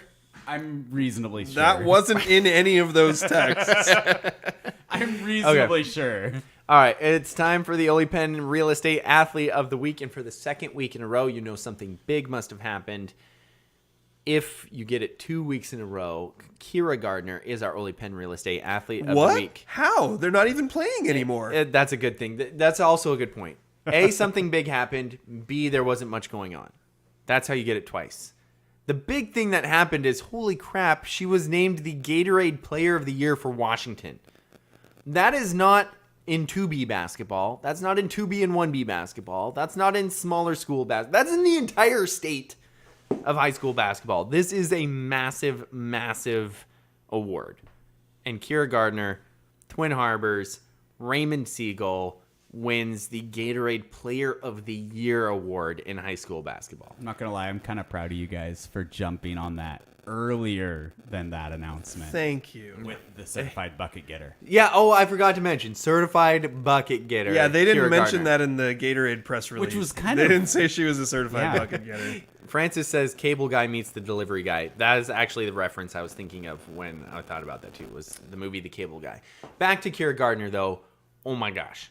Just straight gets buckets and now just straight gets awards. So from the official press release, they had a quote from the Napa Vine head coach. His name is Shane Schutz. He said, Kyra Gardner is one of the most complete players I've ever seen in our state. She can score, rebound, defend, and has the ability to make others around her better. Which, if you read that, you might think, did Shane listen to our show? Because it's pretty much what we said last week. Exactly, yeah. 27.1 points per game. Had he said she has the ability to, what was it? Don't tell me. If she had the ability to anticipate and manipulate, then we would have been like, okay, guy, you're stealing from our show. Yeah, right. Yeah. 27.1 points per game this season, 9.9 rebounds, 5.1 assists, and hold on, I gotta take a break before I say this last one because I almost still don't believe it. 7 steals per game. Insane. That's a lot of steals. 7 steals per game. And what, like 2 blocks per game too? Yeah, they didn't have that stat listed, but I believe it was 2. Yeah, which gets lost in the shuffle, but that's also just a ridiculous number for a guard. They also note that Kyra maintained a 3.53 GPA. And that she has signed her letter of intent to play college basketball at Washington State. Go Cougs. Go Cougs. And that she is a volleyball standout and a state high jump champion. She has also volunteered locally on behalf of youth sports programs and the Raymond Elk Lodge Emergency Meals Program. So Kyra Gardner, all around, Yes. good person, great basketball player. Coug fans should be absolutely thrilled that this girl is coming. And I have to take a minute because I think sometimes like something big like this happening, it doesn't always land with the gravity of what just happened. Yeah. Kyra Gardner from the small town of Raymond, a little 2B basketball program, Yep. wins a statewide award for player of the year Yep. across all classifications. From a 1A, national 2A, organization. 3A, 4A. Yep. 4 classifications higher than her. Yep. And she was so incredible this year that she won this award, and it's a really big deal. And if you go back and look at the list of players who have won this award, both on the boys' side and the girls' side, there's a lot of pro ballers in there. This is a really big deal. Massive. It's huge. Because, like I said, well, I shouldn't have, but I kind of interrupted you while you were talking about it. This is a national organization that is finding the best players of the state. This is huge. And I would say it's probably extremely rare that you find a Gatorade player of whatever state, especially Washington, which is a pretty well-populated state with a ton of good basketball players and a history of good basketball players on both the men's and women's sides, that they aren't at least going to play Division I basketball. It's extremely rare. Yep.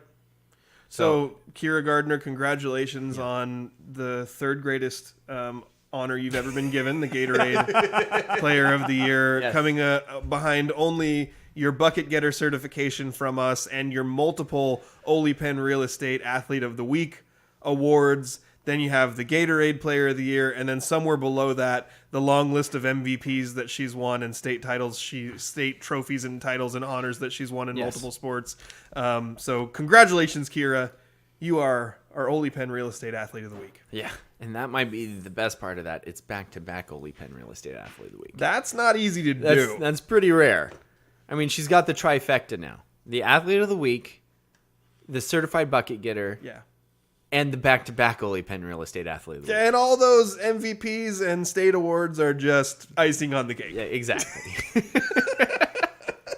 All right, we need to interview her at some point, How right? did we turn Like a thing about Kyra Gardner so self-indulgent? Like we just totally made that all about us. At least we did it Assumed that was your specialty, Justin. At least you. we did it facetiously.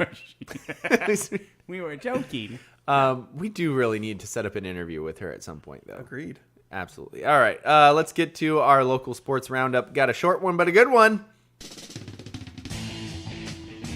Montesano powerlifters took first place at the Iron Club powerlifting meet in Snohomish on Saturday.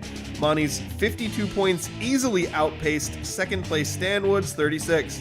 Thomas Flink took first place in the 132-pound weight class, Ethan Blundred at 181 pounds, and Riley Chapman at 242.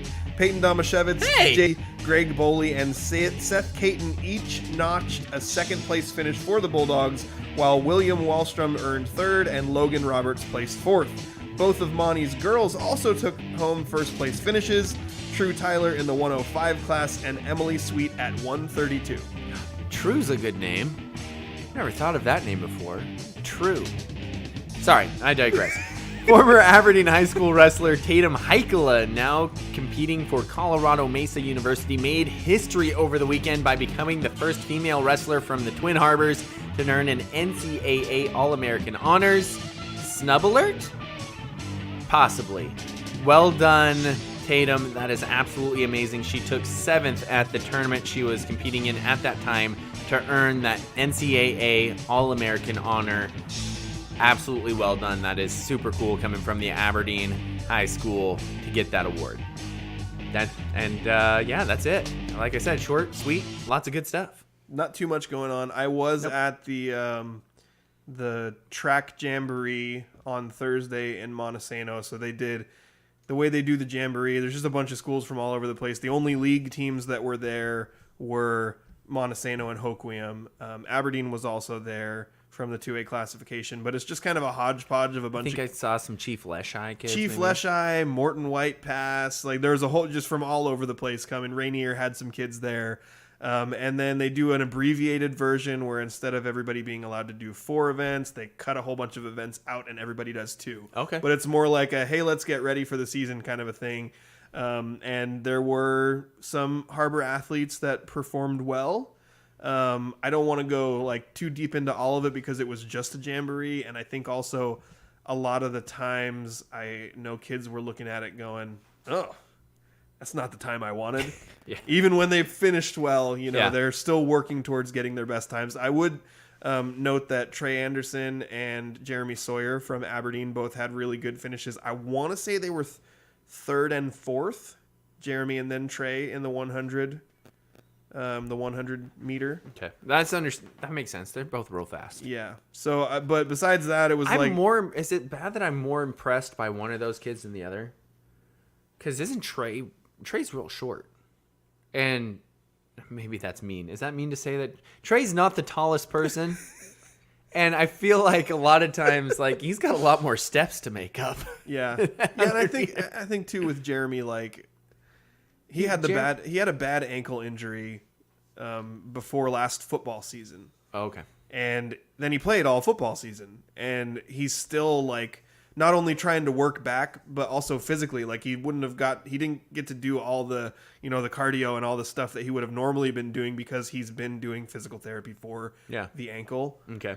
So I did kind of briefly see Jeremy and wave, and I think he knows his time will get a lot better as the season goes on once he really gets into track practice. So, by the way, who had the top Montesano time at that jamboree? That was Peyton Domashevitz. Oh! Peyton Domashevitz was the I know that guy. Top Montesano sprinter. He ran the 100 and the 400, and in one of them he was 7th, one of them he was 8th. I can't remember which was which. The 400 sucks. Yeah. Like, I don't say that to demean. Like, if you're running a 400, you're insane and amazing. But I can't. Also, maybe you hit yourself. I can't imagine running the 400 or the 800 for that matter. The 400 and the 800 are just like that miserable range of you're having to run way too fast for way too long. I talked to Peyton. By the way, Peyton's my son, for those of you who don't know.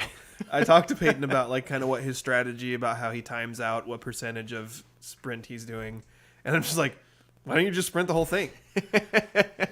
Apparently that's not what you do when you run a 400. Okay, so when you were first telling me about this, remember I bring everything back to me and my family. And so I was telling you about my dad. Mm-hmm. So my dad was super fast. And I believe I think it's freshman year in college. He ran His mind is still super fast. Yeah, he Sharp ran- as a tack. He ran in 11,100 meters That sounds made up. in college. So that was, That's what he told you? yeah. But also knowing him in college, he probably wasn't in great shape because he did pole vault. So he wasn't training to run the 100 meters. So, Well, there's a lot of speed in the Hargrove family. I mean, but the sad thing is I always think that Jimmy's like the peak of that. And then I remember that my dad was like even faster. And I don't know why, but seeing that I'm never was as fast as Jimmy just makes me like, oh, didn't man. you pass him at some point?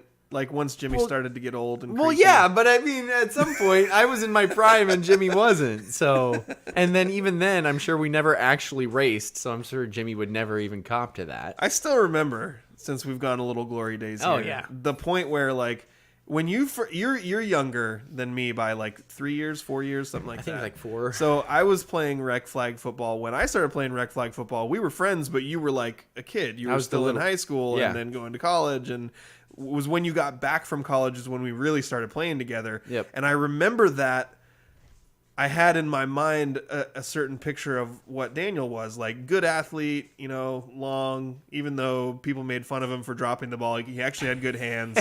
And then when you came Joseph back made fun and we of me. started playing again together, Yeah. there was a point where you intercepted a pass in the middle of the field. And there was guys like, nobody was close to you, but there was guys kind of all around you with angles. Yeah. And you just shot through the middle of it, and everybody took a bad angle, and no one realized how fast you were going to get there, and you went and scored a touchdown. And I remember in that moment, this epiphany, like, holy crap, Daniel's really fast. He might be faster than Jimmy. So I there's appreciate that. I definitely took a lot longer to grow into my body than Jimmy did.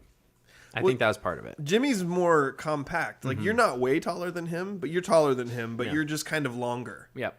And he's more compact, but like when his Yeah. limbs get moving, you can't really see him. As Like, much as I love the praise that you're just heaping on me right now, and I could talk about all of those highlights and stuff ad nauseum, I think we should get into the fact that baseball finally pulled its head out of its butts and got a deal done. so baseball has only one head but multiple butts. Yeah, actually. You said baseball pulled its head out of its butts. Out of its butts. Out of all of the owners' butts. Okay, but only one head. Yeah. I don't know how that works. Manfred is the head. Yeah, my dad's going to text me about that one and say that that was a bit junior high-ish there, but I don't care. That was funny. So this instantly spurred me. Like, I was barely paying attention to who the Mariners roster was going to be. And then all of a sudden they get the deal done, and I like instantly take pen to paper and just start, as you put it, the scrawlings of a madman. Yeah. So I wrote down like their entire 25-man roster, who I think it's going to be, pitchers, relievers, like everything, as well as then writing down like what I think their starting lineup's going to be, what I think their batting order is going to be, and they are missing one piece, in my opinion. Kyle Seager. That would do it.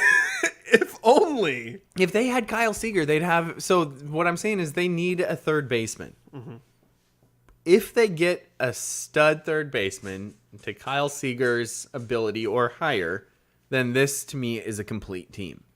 Yes, you're counting on some players to take steps, but not that many. I mean, because right now, without that stud third baseman, in my opinion, their lineup looks like J.P. Crawford at short, Frazier. Gosh, why can't I remember Frazier's name? I don't remember it either. Jeez. Will. I'm gonna have to. It's not Will. It's probably Daniel. It's not. Gosh, I'm gonna have to Google I this. could really be quick. helpful and look it up for you. Frazier, Mariners, Adam Frazier. So it looks like J.P. Crawford at short, Adam Frazier at second, Haniger in right, Ty France at first, Kyle Lewis in left, Jared Kelnick in center, Tom Murphy at the DH, Cal Raleigh at second, and Toro at third. Now the thing with this lineup is they just kind of seem to be missing one guy because you don't want whoever is not catching to be your DH. And that's kind of how this shifts into. So if you get that third baseman, then all of a sudden you have more room to play with who's that DH. Is it Toro? Is it one of your other outfielders? Is it Raleigh? Is it, maybe somebody you're giving a rest? So maybe 1 to 2 bats short. Not having right now. Toro in the field wouldn't be the worst thing. And that's the thing where it comes up to, right? Because even the Mariners organization has said they need another bat and that they are looking for either that third base or maybe left fielder. Now, if they get a third baseman, they already got Adam Frazier. I thought this organization was absolutely in love with Abraham Toro. Abraham Toro is a top priority. Wow, look at this steal we got for Abraham Toro, even though we traded away one of our best relievers and kind of messed up our shot at getting into the playoffs last year. Abraham Toro, Abraham Toro, Abraham Toro. And then the following offseason, you go get Adam Frazier to play Toro's spot, and now you're saying that you still need another bat that would be, Toro's other spot? What the crap? But will anybody say this on, any of the Seattle stations? No. Oh, what a great trade to get Abraham Toro. Now we're going to get more. He couldn't play for the Astros because he had players ahead of him. And everybody's like, now the Mariners have him. No one will be ahead of him. And then the next offseason, they literally get 2 players to then be ahead of him again. Maybe he's not actually that good. I don't know. Am I still too frustrated with that old situation from last trade deadline? Probably, but when you look at where this lineup is right now and what they're wanting to get, how do you not jump to that conclusion? Mm-hmm. Because they've literally addressed the issues of his position that they told us that he was filling. And yet, at the first offseason chance they get, they're grabbing up players that play his exact position. Yeah. Is that not frustrating? No, it is. It's very frustrating. I mean, I think... the other thing that I've been worried about through the whole thing is that they're going to plan to do something big in free agency and then strike out. That's people are talking about Chris Bryant. A lot of people talking about Chris Bryant. Yeah, if they don't get Chris Bryant or Trevor Story, what a big whiff. Yeah. So, but then the other question is, and I know, I feel like this has come up several times lately. Is this year really the year where if they do strike out this year, we know there are pitching prospects that we haven't even seen yet. We haven't seen Julio Rodriguez. Is it possible that the year where we've been building to is not actually this year? It's actually next year. Yeah. So they won't panic too much about some amount of failure this year because next year will be this is where everyone is. And also... Hasn't that been the story for 2 years? No. Because I thought it was that, this year would technically... COVID year set us back, so it isn't quite this year, last year. No, this was the first year, even with that. The COVID year is making it more tenuous than it should be because there should have just been more opportunities for everybody. But the plan was still for next year because they didn't go into the full rebuild until, what was it? Was it the year before the COVID year? 2019. Yeah. I think so. And so usually it's at least a 3-year process. And we're coming into year 3, including the COVID year right now. I feel like you're wrong, but I can't make the argument. I'm not. So then the big thing to me is I'm going to say I'm not. I've heard no one talking that way. What do you mean? You mean everybody's thinking it's supposed to be this year? That this is the year. This is the year they're supposed to start. Last year would have been the year if it wouldn't have been for COVID. No, that nobody has said last year would have been the year. That's not true. Because Julio Rodriguez was not going to be there last year no matter what. Jared Kelenic was absolutely only going to be barely cracking the surface last year. None of their young pitching process. Last year would not. Jared Kelenic would have come up at the end of 2020. Well, we wanted it, but he obviously wasn't ready. We wanted it, but not even with how lack of a season that was. In all reality, did that happen? That would not have happened even if it was a full year. Okay. So 2020. Like I said, I can't make the argument. Yeah. I haven't not. That's not the impression I've got listening to. And I think talk. Listening to talk is what you hear is everybody starting to say that this is the year. But what they mean by that is this is the year where you start to buy. Right. Oh, hey, actually, interesting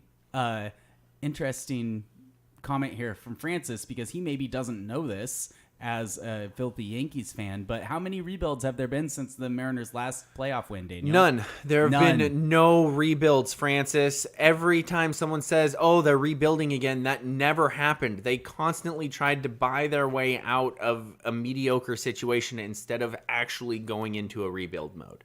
Does that make sense? Mm-hmm. Yep. And would you say that's accurate? They did a few like half rebuilds. Exactly. They halfway did it. They always tried to hold on to people. They never were like, hey, this is what we got to do. Let's sell. Let's build up the farm. And let's rebuild. Multiple times they spent a buttload of money on guys. Absolutely. Because they thought they were close, but they weren't as close as they thought they were. And to be honest, I didn't realize this on my own until we talked about it on this show that, okay, those weren't actual full rebuilds. Yeah, they traded away some players. Yeah. They traded away lots of good players, and then those players ended up going and being good other places. But they never really went into this full, like, we're going to be okay with sucking for a few years. Yeah. They sucked for a few years, but it was just because they sucked. Because they were failing. They had one of the highest payrolls. I think they were the first team with an over $100 million payroll to go under 500. Like, it wasn't for lack of trying. Yeah, that goes back to Beltran, Sexton, lack of Cano, ability. Yes. Cruz. Like, there's tons of examples of guys throughout the last 20 years that they've spent big money on because they thought they were ready. Absolutely. Yes. Francis says, good job. He also says, this is from earlier, but He must have been saying good job to me about something. yeah, probably. He says steals are his co-favorite stat with offensive rebounds because that person is working harder than everyone else. Yes. Usually. He said usually. Usually. Yes, there's usually. I remember, this is going back to Kyra Gardner, is what the steals is talking about. Yeah. Every now and then you find a player that's just so darn fast that they're not really working that hard. They're just able to get in front of like every passing lane. Like I remember I used to think one of my buddies I played with, I was like, wow, I think you're a really good defensive player. And he's like, no, I'm not. And I was like, wow, yes, you do. You get a lot of steals. And he's like, yeah, it's because I just read passing lanes. So every now and then I'll go get one. But he told me, he's like, you work way harder at defense, even though you don't get as many steals. And I was I guess that makes sense. Wouldn't that be what you said, though? He was a really good defensive player. He just wasn't trying hard enough. Yeah, maybe that's true. I don't know. That was how Who he was it? described Name names. That was Joey. Oh, okay. Joey Wayman. I was going to guess that. Yeah. He would get a lot of steals, but he was just an opportunistic defensive player. Uh-huh. I think, though, if you're getting 7, you're probably working your butt off, too. But I think also if you're Joey Wayman, you got to conserve energy for offense. That's true. Everybody's got to know your role. You don't usually want one of your main scoring threats to be your best defender, but it sounds like Kyra could do both. Mm-hmm. So apparently she's one of those players. Special. Francis says that person has good instincts. Yes, that's true. Maya Young for Monty's girls team, amazing at reading passing lanes, by the way. You talk about if they strike out this year. I just pulled up something for next year's free agents. Justin Turner, Tim Anderson, Xander Bogaerts, Trey Turner. So there's some options if they strike out this year, because as you mentioned, this I guess how I describe it, Andrew, is this is year 1 of being able to go for it. Okay. But if you completely whiff, then you still have next year. Well, if you completely whiff, doesn't that call into question more stuff? Yeah. I mean, I guess on free agents. But they haven't, in my opinion, they haven't completely whiffed because they already signed the Cy Young Award winner from last year.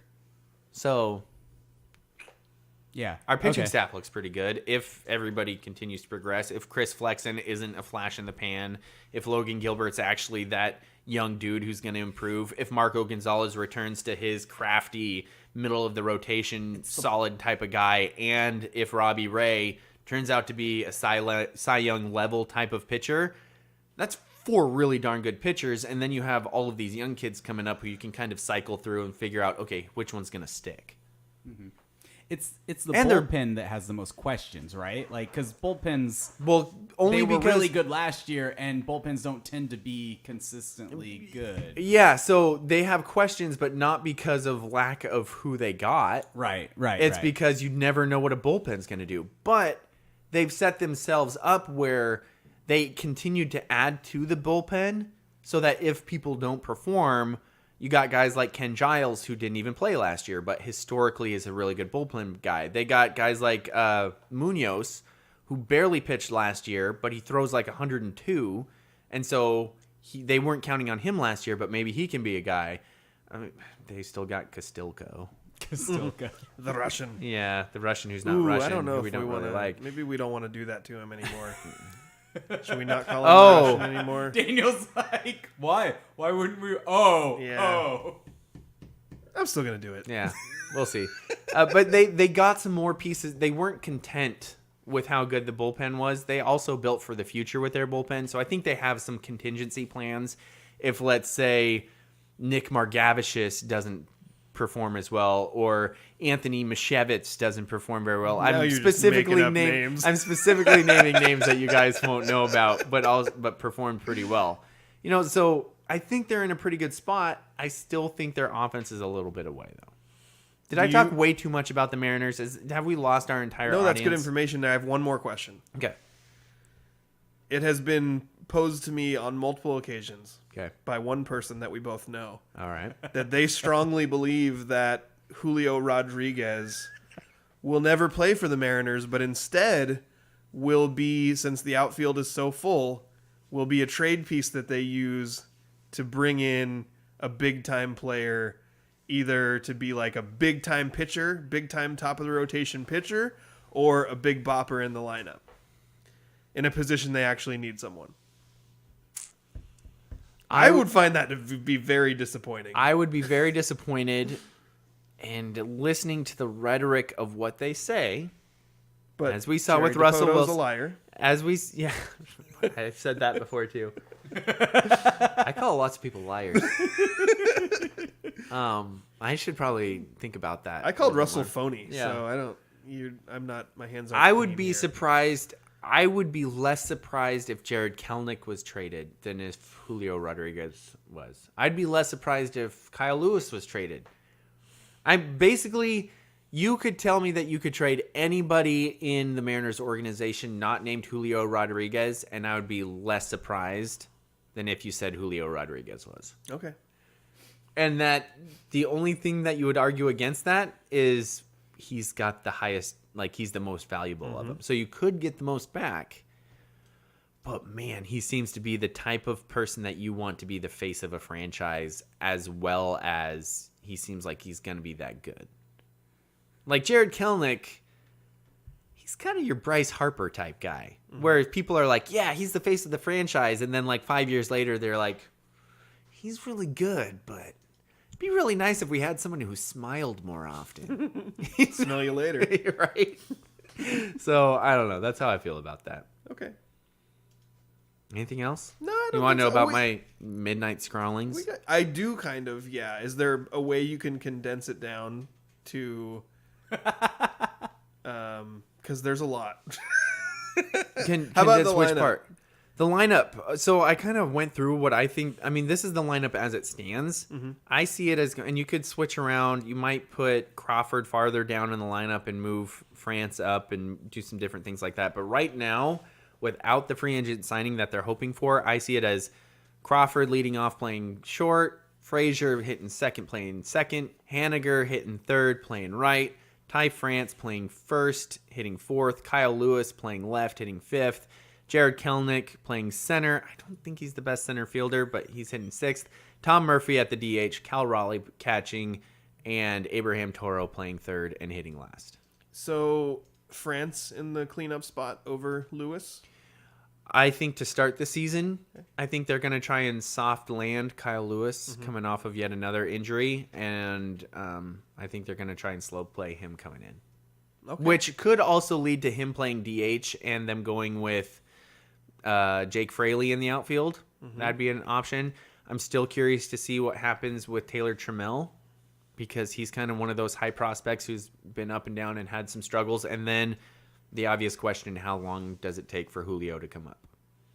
Okay. Yeah. Good. Good. Good. Oh, and Evan White's also the big question mark, too. Oh, right. Because But he's I actually almost got a long-term feel like, deal, Is and- he actually Right. even gonna be a thing? that's I feel like he's going to be known as one of the biggest mistakes that they Yeah. made, giving him an early long-term deal, and then he just doesn't pan out. Yeah. Is it a long-term deal that will be costly? I mean, kind of, but not. Okay. It wasn't like a mega deal or anything. Okay. It was just costly for what he was. Like someone who's never Yeah. been in the pros and they're giving him a multi-million-dollar deal. It's weird. Is it bad that I forgot he exists? No, because Ty France not only came in and hit way better, but he also wasn't like everybody was like, "Oh, Evan White, we're gonna miss his defense," and then Ty France played Gold Glove level first base. I mean, it's first base though. Exactly, that's what I'm saying. It's not hard. Ty France was a bad third baseman and second baseman, and then he goes over to first and plays Gold Glove level first base. Compared to the rest of the infield, it's not hard. I mean, I'm not saying it's hard. I am saying I don't want to see somebody playing bad playing there, though. True. I guess that's what I'm saying. You've seen it in the Like, past, but you'd be surprised. I think it's because it's not hard, though. Yeah. That's how I feel. Like I don't want any excuses made for the first baseman. Yeah, I can see that. Well, let's very briefly talk about March Madness because It's 6 o'clock. Yeah, so we're gonna wrap this up in the next 13 minutes here. So there's not enough time between when the bracket was revealed and now for me to have strong, intelligent opinions on a lot of things. Do you usually? I have strong opinions. If you only go with strong opinions, they don't have to be intelligent opinions. Couple things. One is the Pac-12 got 3 teams into this thing. Do you think that's too many? I think it's shockingly low. Okay, I was gonna say. I was like, It's that the seems amount real- of teams that they deserved to get in. There was only 3 Pac-12 teams worthy, but that is, and I'm looking at especially after what they did last year. yeah, as and a they had conference. 5 last year. Yeah. And I'm looking at the ACC, and the ACC has 5 this year, which is a really low number for them. And I'm like, dang, 5 teams, and then the Pac-12, 3. That's insane. They do have good teams. I mean, Arizona's on the 1 line. UCLA, I think, is a 4. And USC's a 7. And USC's a 7. So, I mean, they've got Those are teams that can compete. I'm a little surprised Oregon didn't make it in. You know, because they kind of got the name value to go along with it. I mean, I know they weren't. I haven't analyzed all this weren't really great. closely, but you know what happens in these selections is like the tournament committee looks at a conference and they're like, "Man, your conference sucks. So if anybody's close, sorry, you're not getting in." Yeah. Like this kind of happened in the ACC with Wake Forest because Wake Colorado was 21-11, and Oregon was 19-14, and didn't get in. yeah, It's a little rough, right? yeah. I mean, especially to me after what the Pac-12 did last year. So are you saying that Oregon was snubbed? Because that's a really interesting position for you. It's just an interesting point to me. Yeah, it's just interesting. Yeah. But this is kind of the same thing that happened in the ACC with Wake Forest. Wake Forest was one of the 5 best teams in the ACC all year. Yeah. They kicked the crap out of North Carolina when they played against each other. Yeah. But what and team then hasn't? They lost. They suffered an early exit in the ACC tournament, and then all of a sudden they went from being what looked like an obvious tournament team to all of a sudden, not only do you not make the tournament, you're not even in the first 4 out. Yeah. So I think that's kind of a side effect of it. Like they look at these conferences and they just decide, no, your conference sucks. So if there's anybody that's borderline, you're not getting in. What do you think about... I'm going to ask you about a couple of your... Because you know college basketball way more than me. What do you think about Oklahoma not getting in and Michigan getting in? I think the Michigan one is really interesting because... Like, Michigan went 17-14. Well, the Big Ten's the best conference, and so that's where like they had not only did they play in the best conference, I think the Big Ten got 9 teams in. I think. Let's see. 1, 2, 3, 4, 5, 6, 7, 8. 8? 8. Okay, so they got a bunch of Well, teams. did Indiana make it in too? Not sure. Because Indiana went 20-13 on the year, but they had a 9-11 conference record. I don't see Indiana on here, but I couldn't find Boise State earlier either. And the way I just want to emphasize for people, like I watched the selection show. We went almost immediately into recording, and I missed the first 15 minutes of the selection show because I couldn't get my phone. I missed the whole first region of the bracket because I couldn't get my phone to cast the thing to the TV. So I'm less informed on this than I should be. I do think the Michigan one is really interesting because They had a really difficult conference schedule. They also scheduled a very, very difficult out-of-conference schedule, and they had good quality wins on their record. North Carolina whooped up on Michigan, but Michigan also had other really good victories, and they also had the thing with Juwan Howard where he got suspended for 5 games, and they didn't perform particularly well while he was suspended. So I think sometimes they look at the team, they look at the potential of the team. Like it's the same as if a player is injured. Like if you have a player that misses a chunk of the season and you don't play very well, but you know he's coming back. Like you might get a better seed because of that. I wonder if there was like a, hey, your coach is back bump for Michigan. But then shouldn't Baylor get knocked a little bit because, hey, your best player's hurt? You would think so, yeah. What do you think about Dayton not getting in? I'm just really bummed for Dayton because just going back a couple years ago, man, when that tournament got canceled in 2020, I was ready to pick them as my national champion. Yeah. That Dayton team with Obi Toppin, it was like going to be the pinnacle of Dayton basketball, and now we're back to this like you're a bubble team. Yep. And that stinks for Dayton. It really does. Since you're most in tune with North Carolina, Yeah. do you think they have a shot of beating Baylor in the second round I if they think beat Marquette? that North Carolina could beat any team in this tournament on any given day if they play 2 full halves of engaged basketball. But you also think that they could probably lose to any They team. lost to damn Pittsburgh at home in a crucial spot of the schedule. They're incredibly frustrating. They also, they have at various times throughout the year lost a couple different players. One is believed to be an academic thing, and then the other one player suffered a lot of family hardship and left. So they are now down to basically a 6-man rotation, which can be stretched to 8. But by the time you get to the 8th guy, it's a little nerve-wracking having him on the floor. So I worry about their depth when they play against good teams, especially teams that like to run. Okay. Couple I more have things. a chance to see a Duke UNC rematch. Is that at all likely? I mean, likely I would say no, but They would be in the Final Four. possible. Oh, okay, so it wouldn't be all the way. Okay, I just was curious about that. We almost that had that one. would be a fun game. We almost had one in the ACC championship game, but North Carolina got dominated by Virginia Tech in the ACC semifinal. Another question here. Two-part this is question. this is the local thing. How far do you think Gonzaga will go? Mm-hmm. And does Boise State have a chance to knock them off if they just play Sam Winter a lot in that game? Boy, I will be over the moon if Sam gets on the floor Right. in one of these games. Like, and I'm repping right now. I got my Sam Winter jersey on. Well, T-shirt. You couldn't spring for the real jersey. Wow, They only Daniel, had call this. him That was out. all they had. Sorry. Okay. So Sorry. My bad. So Sam is like one of the most rootable for players in the world. I thought you were gonna say he was a lovely person. He's a lovely person. Sam is a lovely person, and he's so easy to root for. Yes. And I want all the good things to happen for him. So I'll be so excited. I wouldn't pick anybody to beat Gonzaga in the second round, whether it's Memphis or Boise State. Although the Memphis thing is interesting because they do have that is a team with a lot of very highly rated prospects. It's kind of I feel like it's a tough matchup for Boise State in the first round because I think that Memphis team has a lot of potential. I think Gonzaga is the best team in the country.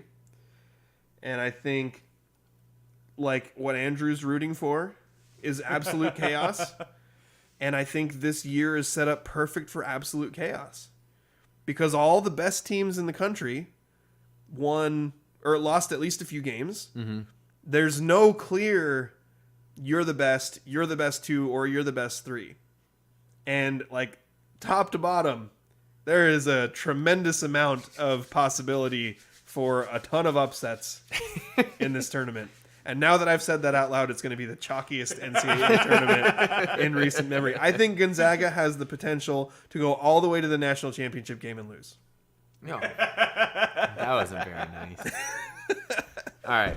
Enough of the bracket. We'll have more next week. Yeah, as we're well. going to do Also- a bracket challenge. Also, we have a bracket challenge. I have already set it up, and I have Let's already go. shared it from our Yes. Facebook page.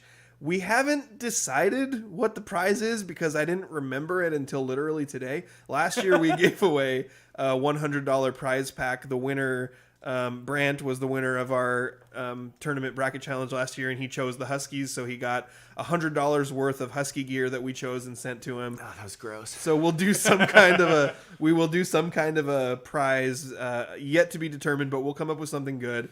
And then all you have to do is join, free to join, compete against us. When I posted it on my personal Facebook page, I posted, "Do you think you're smarter than me?" Of course you do. And that was my way of trying to entice people to join. So join, there will be a prize.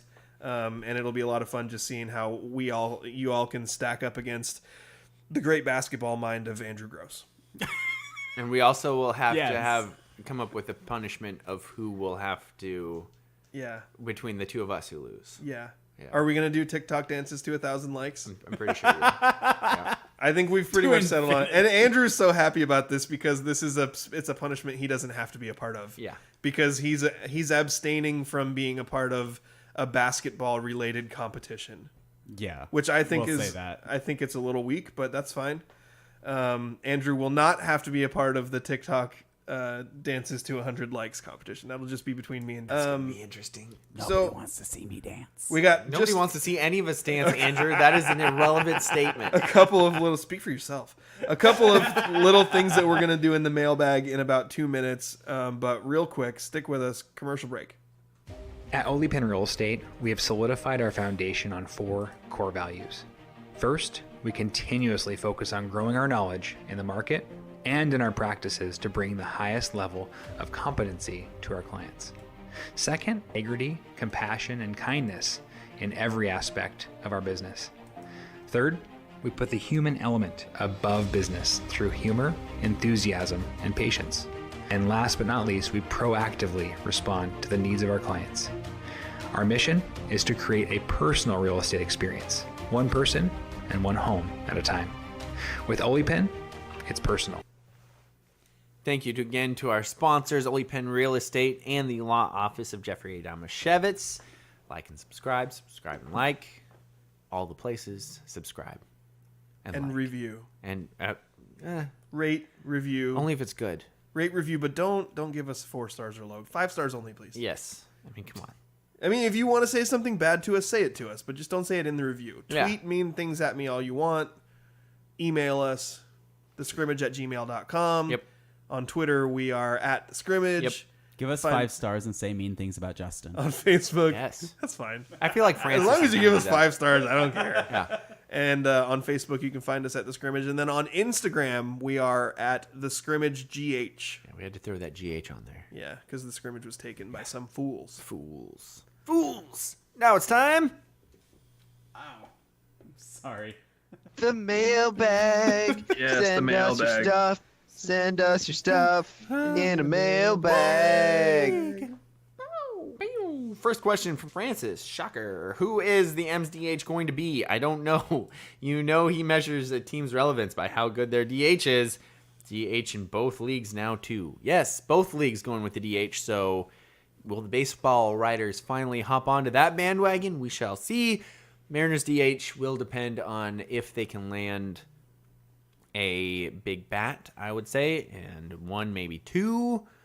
Maybe they should just go with me as their DH because those are my initials. Do we know who the M's closer is going to be? Uh, You know what? Actually, doesn't probably matter. going to be. It's a really irrelevant position. And I in see- addition to it being an irrelent position, I see what you did there. Mariano Rivera, most overrated player in the history of all sports. I was a bit slow on that one. Well done. Well done. Also, if Russ is available as a second baseman / shortstop, would you welcome him back? I think that was targeted at Daniel. Yeah. No, because he Like went for to the our rec Yankees. softball team, He went. or- Yeah, I'd take him as our rec softball team. Dude could probably hit some dingers. Right. It would involve a trade with the Yankees, and that's not a good idea. Well- is that what you're saying? No, I'm saying you don't want him. he forced his way to the Yankees from Texas, I think. So Oh, yeah. he's shown that he has poor judgment when it comes to wanting to be traded from good situations. It's like when a big recruit chooses Duke over like 12 other options. Yeah. It's like at least that you know that they're kind of a bad person. Yeah, or Oregon. He just said on YouTube, Kentucky is in that region. Baylor, UNC talk is irrelevant. I'm done. Mean stuff on its way. So last thing we need to address. Okay. Do you guys want to do a March Madness bracket with Twitter polls like we did before with sitcoms? I am willing to put the work into it if we want to do it. If you're willing to put Just- the work in, then I'm willing to say yes. Okay, so So we gotta decide what it is. My wife threw in a couple of different topics. yeah. She said maybe like car brand. Okay. That could be. I think that a lot of That'd people be are tough passionate to about seed. that, but it'd be tough to seed. Yeah. Well, what we know about seeding is I will not confer with anyone and I will decide seeds unilaterally. Yes. So right now, Makes sense. some of the topics you said: superheroes, sports movies, chips, cereal, soda, fast Lot food of restaurants, food candy. consumables. Yeah, lots of consumables. Like superheroes. Yeah. No, I'm just kidding. What about sports? Like Are there Olympic enough of them? sports. Maybe. Oh, I see. Yeah. Like, what's the best Olympic sport? And that, I don't that feel like might people- actually work because football's not in the You could Olympics. have the two sides of the bracket could be Winter Olympic sports and Summer Olympic sports. I don't feel like people are passionate enough about those. Like the things you want with these brackets are things that people are passionate about. Like this is the best. How could anybody So maybe it's a disagree little with that? late. They were passionate about it a few weeks ago. Yeah, exactly. So If I'm being honest, the one that grabs me the most, and I think the one that would ultimately be the most difficult, is sports movies. that'd be tough. It'd be really hard to seed it and organize it, but I think it might be the one. I mean, some of these are easy, like chips. Chips is easy. Like I could come up with a bracket in Yeah. 15 minutes for Yeah. chips. Yep. Soda, I won't be the best at seeding because I don't really care for soda Neither that do I. much. Yeah. Fast food restaurants. Fast food restaurants could be a good one too. Yeah, I feel like lots of people are passionate about which fast food restaurant they love. it's true. And would we stick it? Would we stick it? Would we stick with like chains or would we throw in some locals too? Yeah, Local would have to be at least a region. that's a good point. We could do, if we had 4 regions, one of them could be the best local places. But I feel like we've done that before a little bit, Yeah, well, we've talked about it a lot. and then people disagree with We me just on like it, so then I burgers. get angry. And that's perfect. We want things that we'll disagree with on. You were scientifically proven to be correct about all that stuff about the local burgers. Though. I thought so. Yeah, Yeah. it's Did we inarguable. ever- is that still just we We have have a whole burger review. Yeah. I will say that one of the places we did with that has improved since then. Oh. So Which I one? give him We need to- another chance. Here's the problem with that whole thing. We did that right when I feel like there's a lot of supply shortage too, which might have affected one of them. But Here's the problem. that's me being generous. Yeah, the problem is at this point we can't really do it because it was like a couple years ago now. Yeah. So like all this stuff could have changed. I feel like the Secondly, only thing we can do is do it all again and then use those as like Baseline? let's yeah. not forget that whole thing I was. need more burgers. Let's not forget that whole thing was my idea, and I knew I could get you guys to buy into it, and we ate a bunch of burgers together and had a good time. Yeah. And we should Basically, do it what we again. did was we used the little scrimmage funds we had to buy a crap ton of burgers so that me, you, Andrew, and Sean could eat burgers and judge them. It was really fun though. We so need to have good. him on for Mariners now that baseball's on. Yes, we do. Yeah. Yeah. That's a good idea. So what are we thinking? Are we going sports movies to make it hard on Producer, Justin? what do you is the think? seed? What seed would Gus be if Gus? we did sports movies? What is Gus? Isn't that the like? No, we're not doing kicking- sports movies. Is that the kicking yeah, horse? that's the kicking mule. The mule With- that, it's like a with Don movie from like Knotts. it's a movie from like the 50s or something like that. It would not be in the bracket. And are we I'm thinking out. like 16, 32? So the way it happened last time with the 64. sitcom bracket was I started with I'm going to do a 16 show bracket, and then I realized there was way too much, and I had to expand it to 32. So probably what will happen is I'll think I'm going to start with 16 sports movies, and then I'll realize there's way more, and it'll probably be expanded to 32. Like Gus. Air Bud. There's nothing in the rules that says a dog can't play basketball.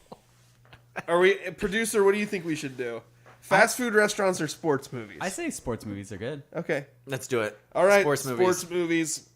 If you got opinions, But if you Send want them to us to me. eat a lot of burgers, just tell us and we will. No, Yeah. we need to do that. I might just do it anyway. We definitely need to do I'm that. hungry. I haven't eaten today. I'm so If there's a hungry. sports movie that anybody really wants to make sure it's in this bracket, Yes, let us know. let us know. Gus, Email. The replacements. Science you have to Gus. watch each one Underrated. before you concede it, Justin. I hate movies from before I was born. I'm now watching something starring Don Knotts and a donkey. It's such a good movie. We need to watch it. Oh, that's going to do it for our show today. It's been a long one, but I feel like it's been a good one because I got to talk a lot. So, for my co-host, Justin, the biggest Virginia Tech Hokie fan I know, Damashevitz. And my co-host, Bubby. And our trusty producer, Andrew, trade DK now. Gross. You've been listening to The Scrimmage. That makes me sad. Bubby is Daniel Hargrove. That's me. When I was a kid. Bubby. No. Bubby. Oh, hey, Jewel said.